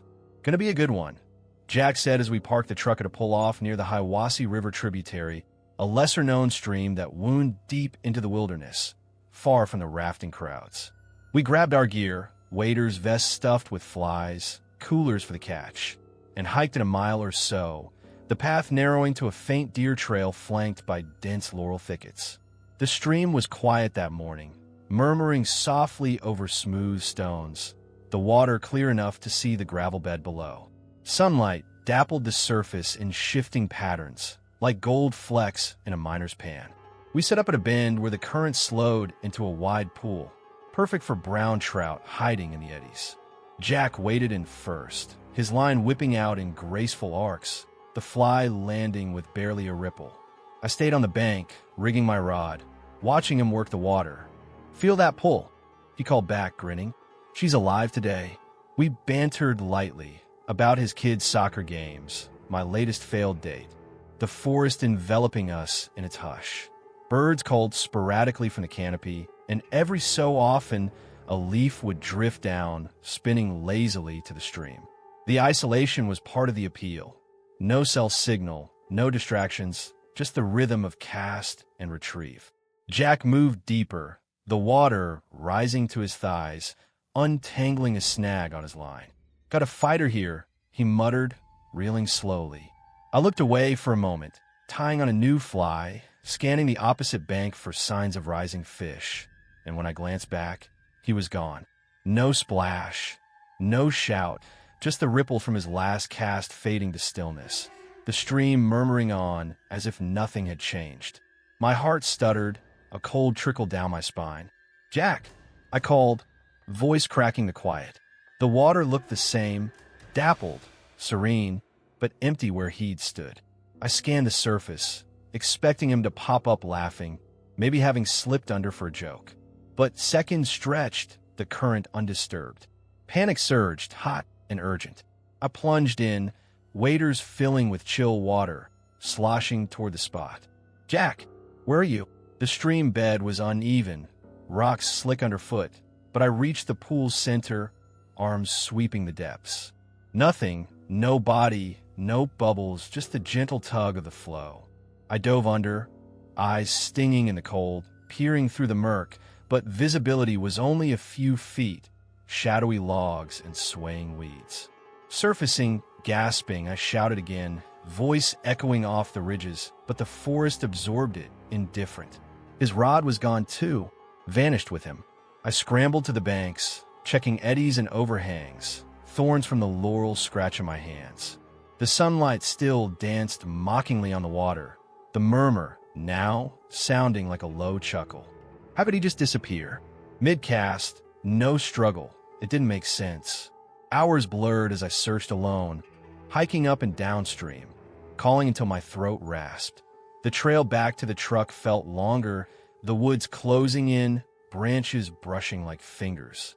I drove to the ranger station in Tellico Plains, hands shaking on the wheel, blurting the story to the desk officer.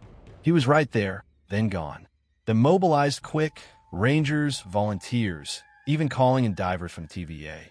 By afternoon, teams arrived at the stream, boats launched, lights sweeping the banks as dusk fell.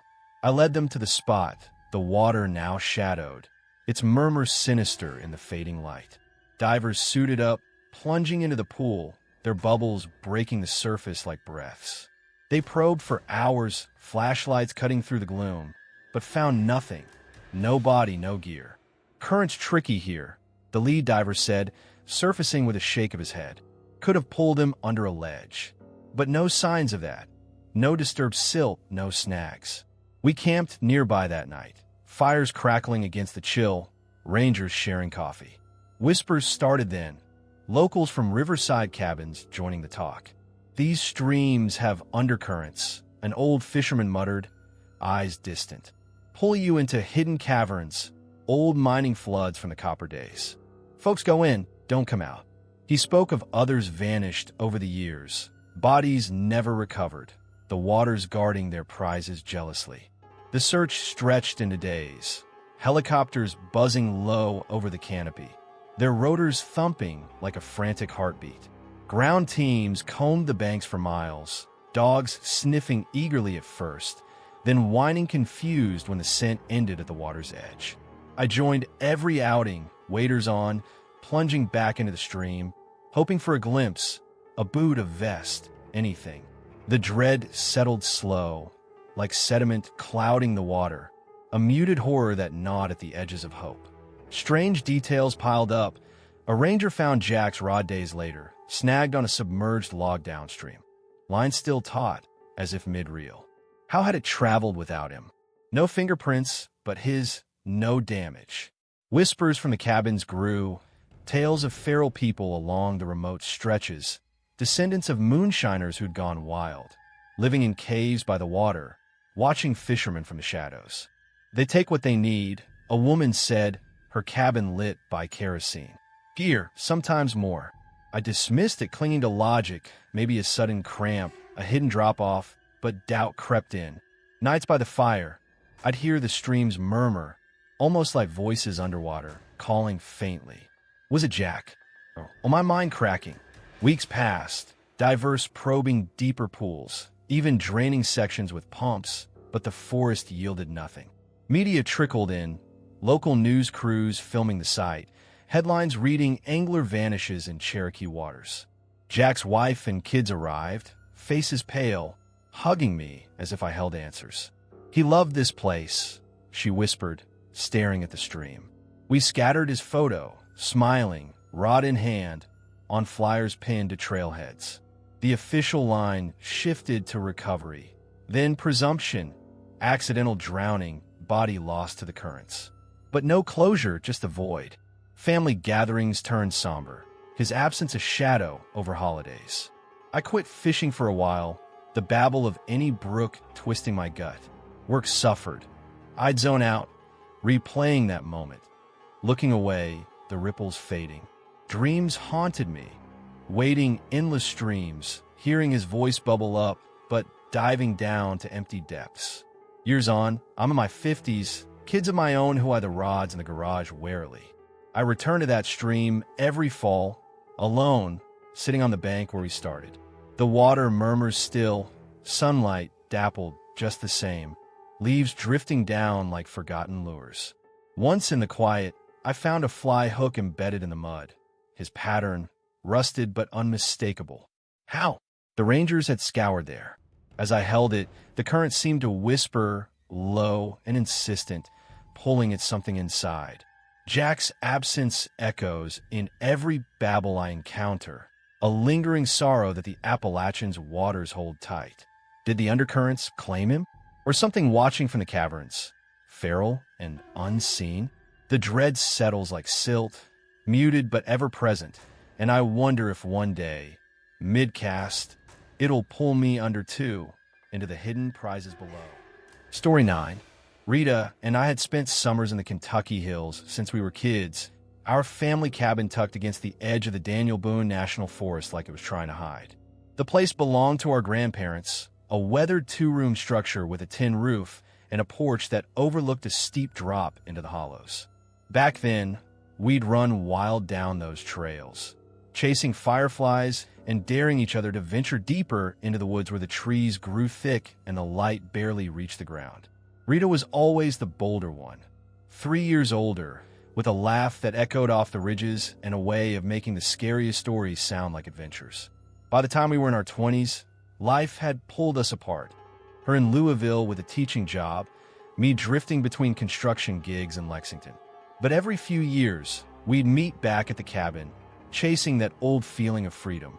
That October in 2019, we decided to explore one of the forgotten hollows we'd heard about as kids, a narrow valley locals called Dead Man's Hollow, named for some long-ago logger who'd vanished without a trace. "Just a day hike," Rita said over the phone. "We'll take pictures, eat sandwiches, be back before dark." I agreed, packing my day bag with water, a camera, and a sense of nostalgia that felt heavier than usual. We drove the winding gravel road to the trailhead early one Saturday, the air crisp with the scent of fallen leaves and wood smoke from distant chimneys. The forest was at peak fall color, maples blazing red, oaks glowing gold, the understory a carpet of brown and rust. The trail started easy, a wide path along a ridgeline, but after a mile it dropped sharply into the hollow, switchbacking through dense rhododendrons. Rita led the way, her boots kicking up leaves, pointing out wildflowers along the edge, late asters and goldenrod still blooming despite the chill. "Look at these," she called, bending to brush a petal. "Still hanging on." I smiled, snapping a photo of her silhouette against the fiery backdrop. The air grew cooler as we descended, the canopy closing overhead until the light dimmed to a soft, filtered glow. The path narrowed, roots twisting across it like veins, forcing us to step carefully. Fog began to gather in the low spots, wisps curling up from the ground like breath. Rita didn't seem to mind. She kept talking, her voice bright against the quiet. We reached the bottom of the hollow around midday, a narrow basin ringed by steep, forested slopes. The fog thickened there, rolling in from the stream that trickled through the center, muting colors and sounds until everything felt muffled, like walking through cotton. Rita was ahead, maybe 20 feet, her red jacket a faint smudge in the mist. "There's a spring up here," she called back, pointing to a cluster of rocks. "Grandpa said it never runs dry." I nodded, adjusting my pack, and glanced at the stream for a moment. Clear water bubbling over stones. When I looked up again, she was gone. The fog had swallowed her completely. "Rita," my voice sounded thin, distorted by the damp air. No answer. I stepped forward, calling louder, but the words bounced back warped, like echoes from a dream. The hollow felt alive, branches creaking softly, the mist pressing close. I pushed through where I'd last seen her, heart thudding, but the trail vanished into the white. No footprints, no broken twigs, just fog and silence. Panic rose slow, a cold weight in my chest. I shouted her name over and over, voice cracking, until my throat ached. The hollow seemed to mock me, throwing my calls back in fragments that sounded almost like her laugh. I wandered in circles, checking every side path, every cluster of rocks, but the fog thickened with every minute, reducing visibility to a few yards. Hours passed. The light faded to gray, the temperature dropping. I hiked back up to the ridge, lungs burning, and drove to the ranger station in Stanton, the road a blur of headlights and tears. "My cousin's missing," I told the duty officer, voice shaking. They radioed for help, and by dusk, teams were assembling. Rangers, volunteers from town, dogs on leashes. We returned to the hollow that night, flashlights cutting through the mist like knives, calling Rita's name in unison. The dogs picked up her scent at the trailhead, noses to the ground, but when we reached the bottom, they circled confused, whining, the trail ending abruptly as if she'd stepped off the earth. The search lasted weeks. Helicopters thrummed overhead, their rotors echoing off the slopes. Ground crews grid-searched the hollow, rappelling into ravines, probing sinkholes that dotted the valley floor, old karst formations from ancient seas hidden by leaves and vines. We found nothing. No clothing, no gear, no signs of struggle. Rita's scent trail simply stopped, as if she'd evaporated into the fog. Divers checked the stream's deeper pools, but the water was shallow, barely knee-deep in most places. "She could have wandered off trail," one ranger said, but his tone lacked conviction. The locals joined in, bringing food and stories. Around the base campfires, they spoke in low voices of hollows that trapped wanderers, places where the fog rolled in thick and paths looped back on themselves, eternal circles.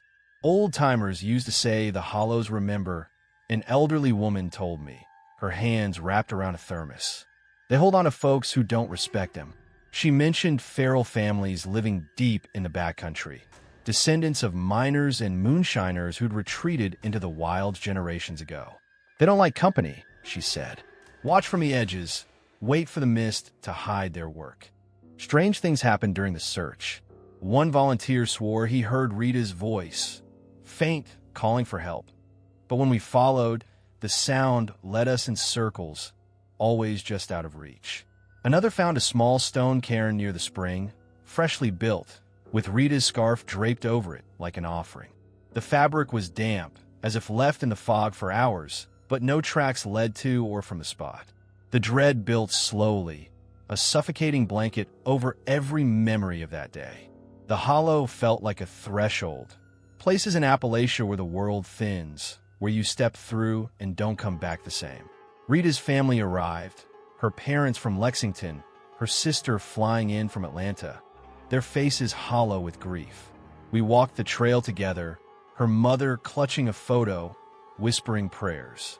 But the fog returned each morning, rolling in thick, muting the world again. Months passed, the official search ended. Cold case, the rangers called it, citing the terrain, over 700,000 acres of forest riddled with hidden ravines and sinkholes. Rita's posters faded on trailheads and store windows, her smile a ghost.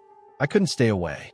I returned to the cabin alone, hiking that hollow in every season, calling her name into the mist.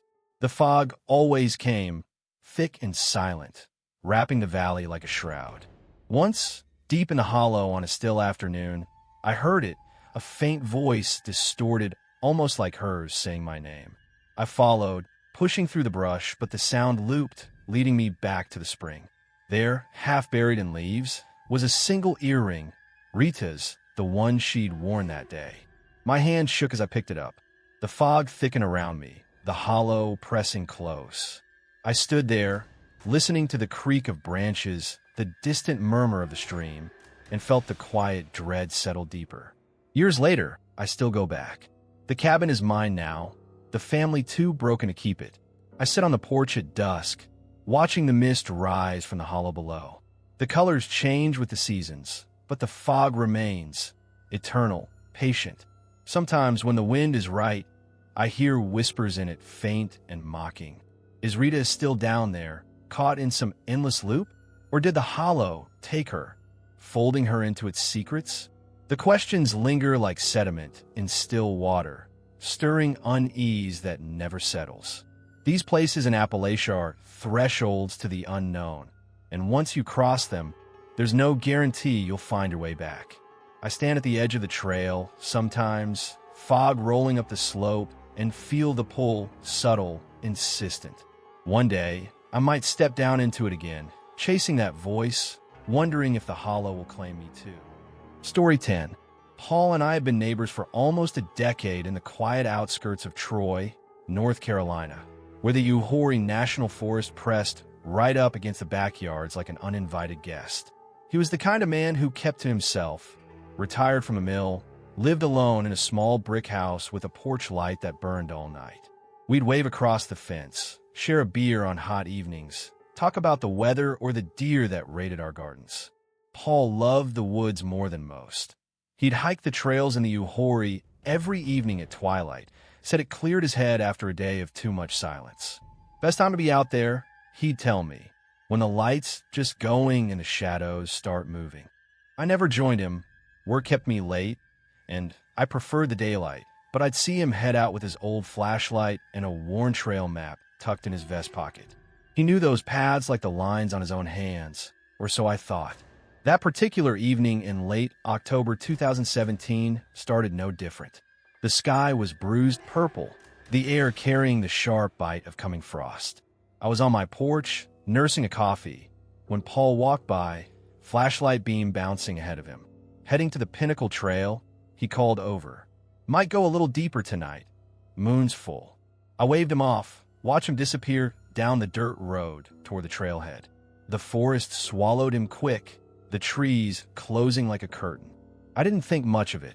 Paul had done this hundreds of times. But when midnight came and his porch light was still on, the house dark, I felt the first prickle of unease. I walked over, knocked, called his name, no answer. The door was unlocked, as always. Inside, his boots were gone, his jacket missing. I stood in his quiet living room, the clock ticking louder than it should, and knew something was wrong. Dawn hadn't fully broken when I called the sheriff's office. They sent a deputy, then more help as the hours stretched. By mid-morning, search teams arrived. Rangers from the Uwharrie, volunteers from town, dogs straining at their leashes. I joined them, leading the way to the trailhead where Paul usually parked. The path started wide, gravel crunching underfoot, but soon narrowed into a single-file track through pine and oak, the ground soft with fallen needles. The air was still, heavy with the scent of damp earth and resin.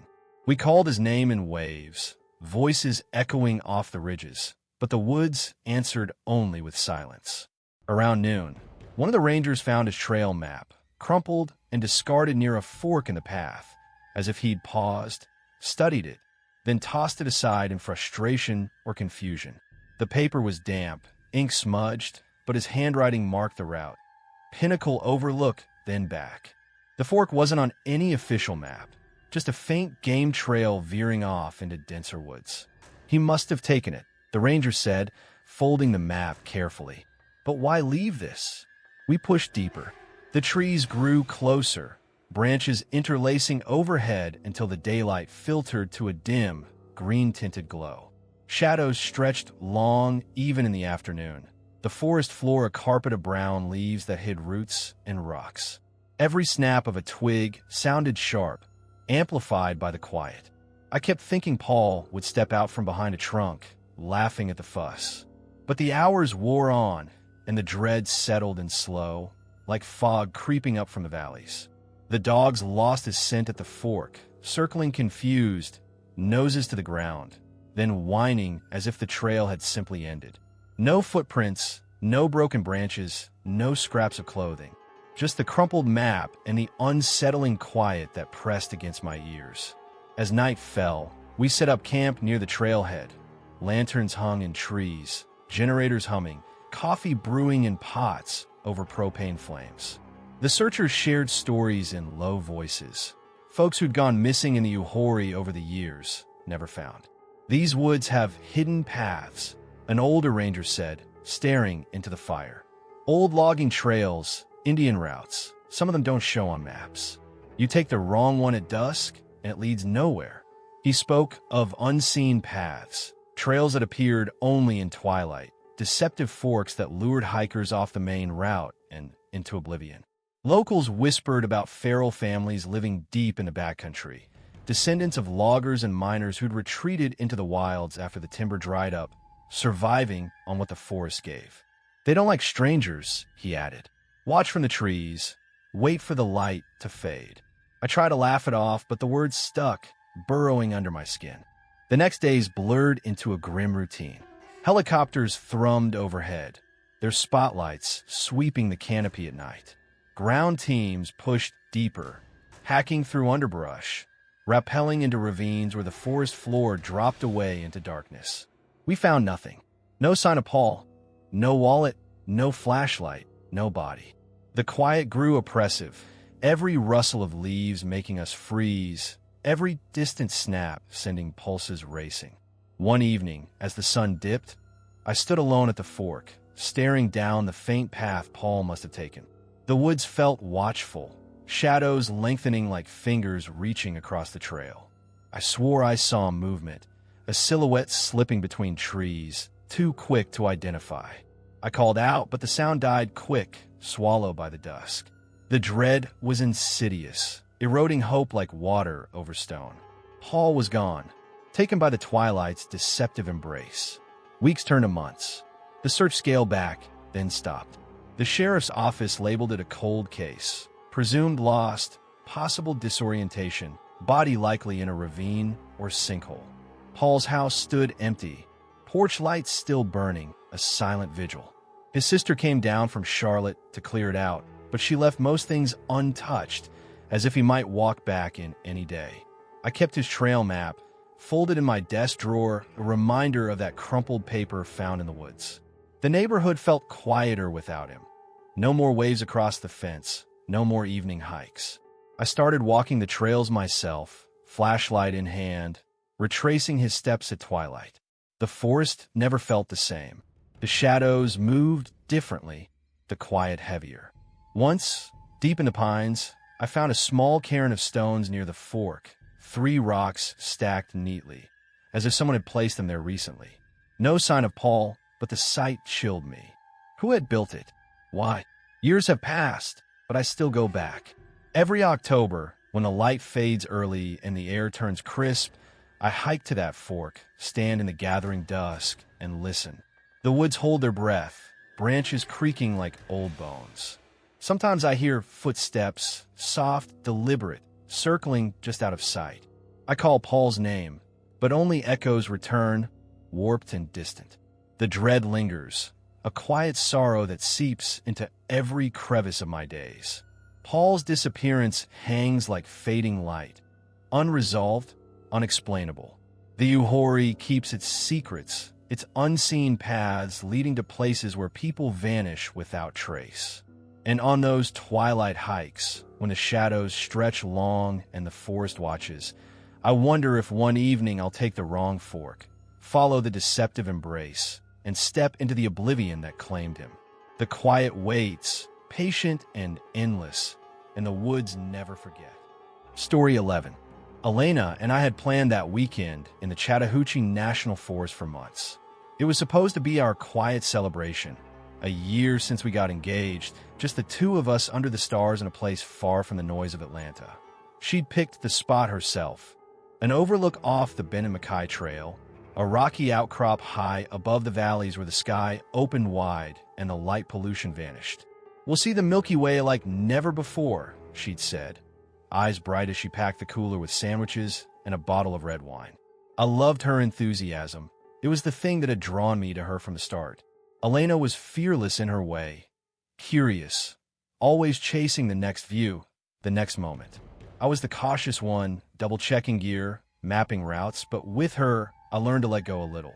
We drove up on a Friday evening in early November 2020, the leaves mostly gone from the trees, the forest stripped down to gray trunks and evergreens. The air was cold and sharp, carrying the scent of pine and distant wood smoke. We parked at the trailhead just as the sun dipped below the ridges, painting the sky in streaks of orange and violet. The hike to the overlook was short, less than a mile, but steep, the path climbing steadily through a tunnel of rhododendrons. Elena led, her headlamp bobbing, humming an old folk tune she'd picked up from her grandmother. I followed, pack-heavy with sleeping bags, tent, and the telescope she'd insisted on bringing. We talked about everything and nothing. The wedding we still hadn't planned, her students' latest antics, the quiet life we wanted someday in a cabin like the ones we passed on the way up. The overlook appeared suddenly, a wide shelf of bare rock jutting out over the void, the drop sheer and immediate. Below us, the forest fell away in dark waves, valleys swallowing the last of the daylight. We set up camp quickly, tent pitched on a flat patch of ground, fire ring built from loose stones. Elena spread blankets on the rock, poured wine into plastic cups, and we sat shoulder to shoulder as the stars emerged one by one. The sky was vast, the Milky Way a pale ribbon across the black. She leaned against me, head on my shoulder, and whispered how small we felt, how perfect it was. I kissed her forehead, grateful for the moment for her. Around midnight, she stood up suddenly, wine cup in hand. "I want a better view," she said, stepping toward the edge. The rocks sloped gently at first, then dropped straight down, hundreds of feet to jagged boulders and trees far below. I stayed seated, watching her silhouette against the starlight. "Be careful," I called softly. She laughed, the sound light and clear. "I just want to see the valley better. Look, there's a light down there, maybe a cabin." She pointed, voice excited. "Elena, come back. I said, a prickle of unease in my chest. She took another step, then another, her outline blurring slightly against the dark. It's beautiful, she called back. Come see. Her words cut off mid-sentence, sharp and sudden, like someone had pressed mute. The night went still. No scream, no cry, just silence. I stood up fast, heart slamming. Elena, my voice sounded thin in the cold air. No answer. I grabbed my headlamp, beam shaking as I swept it toward the edge. The rock was empty. Her cup lay on its side, wine pooling dark against the stone. I ran to the brink, dropping to my knees, peering over. The drop was sheer, the beams swallowed by darkness. Elena, I shouted, voice cracking. Nothing.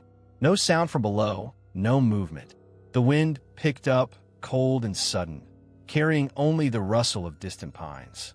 I scrambled back to the tent, fumbled for my phone. No signal. Panic clawed at my throat. I shouted her name over and over, the echoes bouncing off the ridges, distorted and mocking. I paced the overlook, lights sweeping the ground, searching for any sign. A footprint, a scrap of clothing. Nothing. The rock was smooth, no scuff marks, no blood. I spent the rest of the night at the edge, calling until my throat was raw, listening for any reply that never came. Dawn crept in gray and cold. The valley below still shadowed, the forest indifferent. I hiked down at first light, legs numb, mind numb, and drove to the nearest ranger station and suches. The rangers listened, faces grave, and mobilized quickly. By mid-morning, helicopters were in the air, their rotors a low thunder over the trees. Ground teams arrived, rangers, search dogs, volunteers from town. I led them back to the overlook, showed them the spot, the wine stain still damp on the rock. The dogs sniffed her jacket I'd brought, bayed once, then went silent at the edge. No scent trail, one handler said, shaking his head. It's like she just stopped.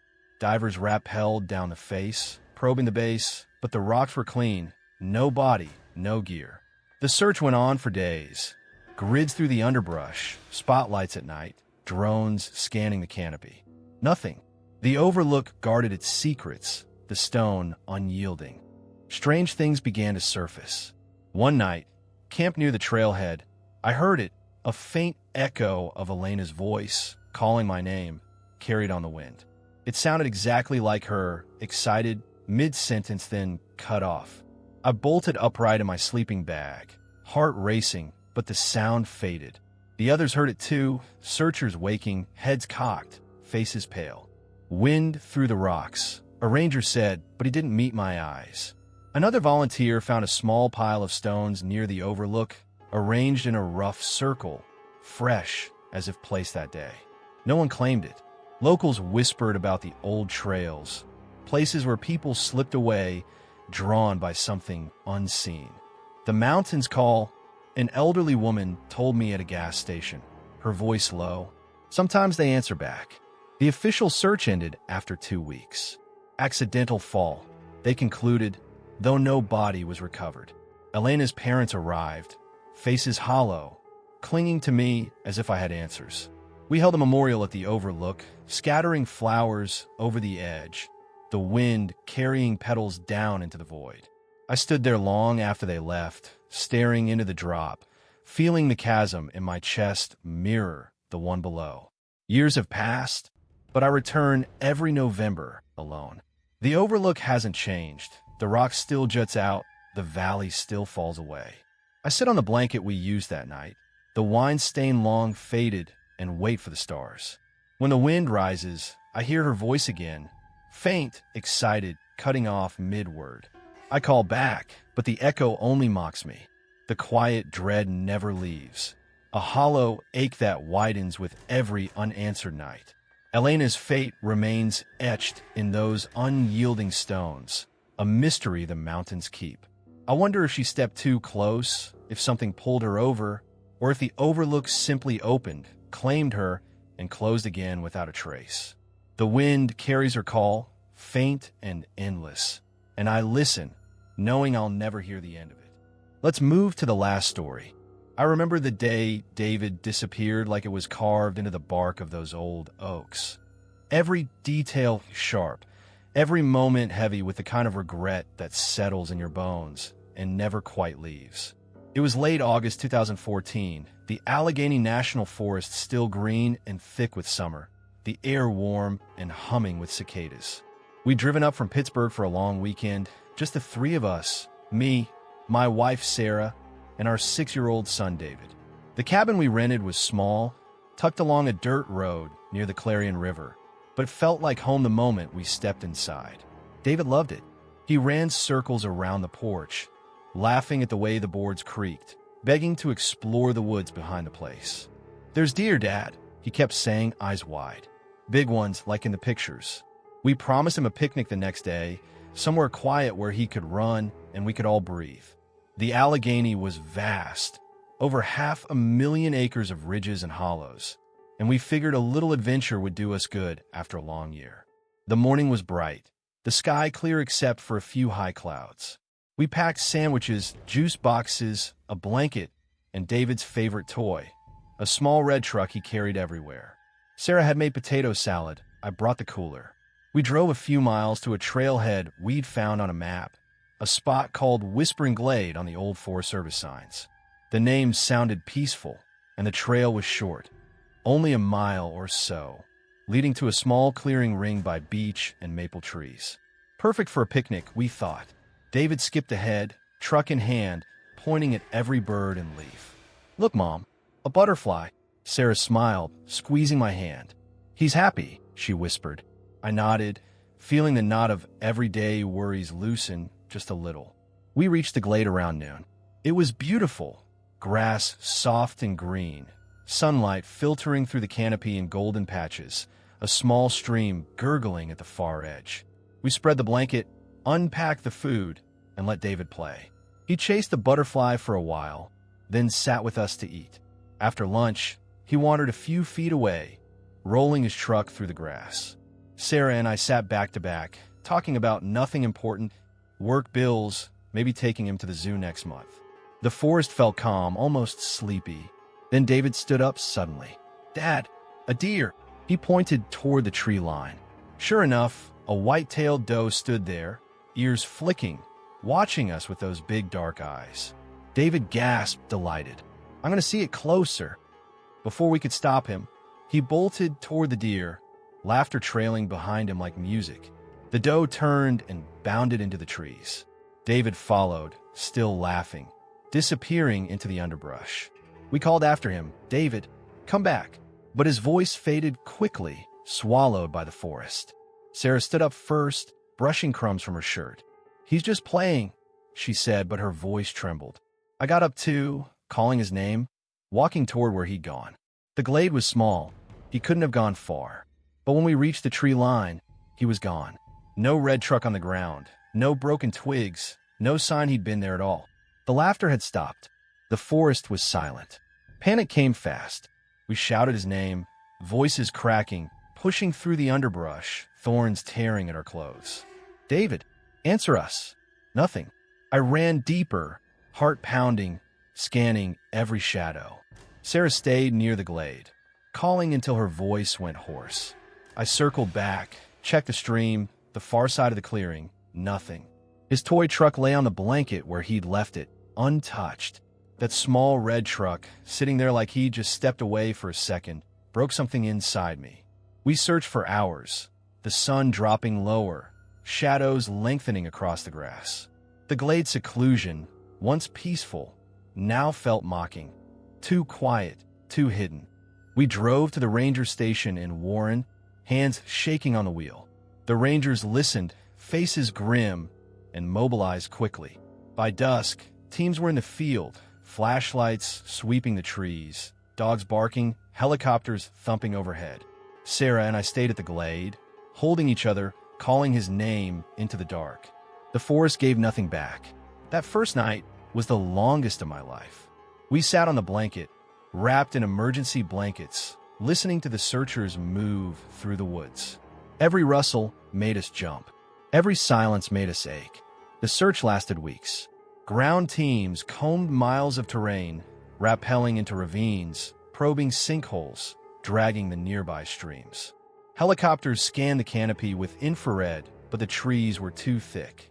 The dogs lost his scent at the edge of the glade, circling confused, then lying down as if defeated. No footprints, no clothing scraps, no trace. The rangers kept saying, "He's a small boy. He could be anywhere." But their voices grew quieter each day. We held on to hope like a lifeline. Maybe he'd wandered off, gotten lost, was hiding somewhere. But as days turned to weeks, the hope thinned. Locals joined the effort, bringing food and stories. Around the base campfires, they spoke in low voices about the old glades, places where the forest seemed to fold in on itself, where people slipped away without a sound. Been happening for years, an old hunter told me, staring into the flames. Kids chase something, a deer, a bird, and they're gone. The woods take them. He spoke of feral families living deep in the backcountry, descendants of loggers and miners who'd retreated into the wilds after the timber dried up. They don't like outsiders, he said. Watch from the trees. Wait for the right moment. I wanted to dismiss it as superstition, but doubt crept in, especially at night when the forest pressed close. Strange things happened. One volunteer found a small pile of stones near where David had vanished. 3 rocks stacked neatly, fresh as if placed that day. No one claimed it. Another heard faint laughter in the distance, a child's voice, but when they followed, the sound led them in circles. The dread built slowly, a slow poison dissolving everything. Hope, sleep, the ability to look at each other without tears. Sarah stopped sleeping. I stopped talking. We clung to each other, but the silence between us grew wider. The official search ended after a month. Cold case, they called it. Possible disorientation, possible accident, body likely in a ravine or sinkhole. But no body, no answers. Sarah and I went home, but home felt empty. David's room stayed the same, bed made, toys on the shelf, red truck on the nightstand where he'd left it. We never moved it. We never could. I go back to the glade every year on the anniversary. The trail is overgrown now, but I know the way. I sit on the same blanket, now faded, and listen. The forest is quiet, but sometimes when the wind is right, I hear it, faint laughter, a child's voice calling Dad. It fades into stillness, just like that day. I call back, but only echoes return, warped and distant. The dread never leaves. It's a perpetual shadow in that once serene spot, a reminder that some places in the Allegheny take what they want and give nothing back. David's absence lingers like the hush after a scream, and I wonder if he's still out there, chasing that deer through endless trees, forever just beyond reach. The forest watches, indifferent, and I keep returning, hoping one day it will answer.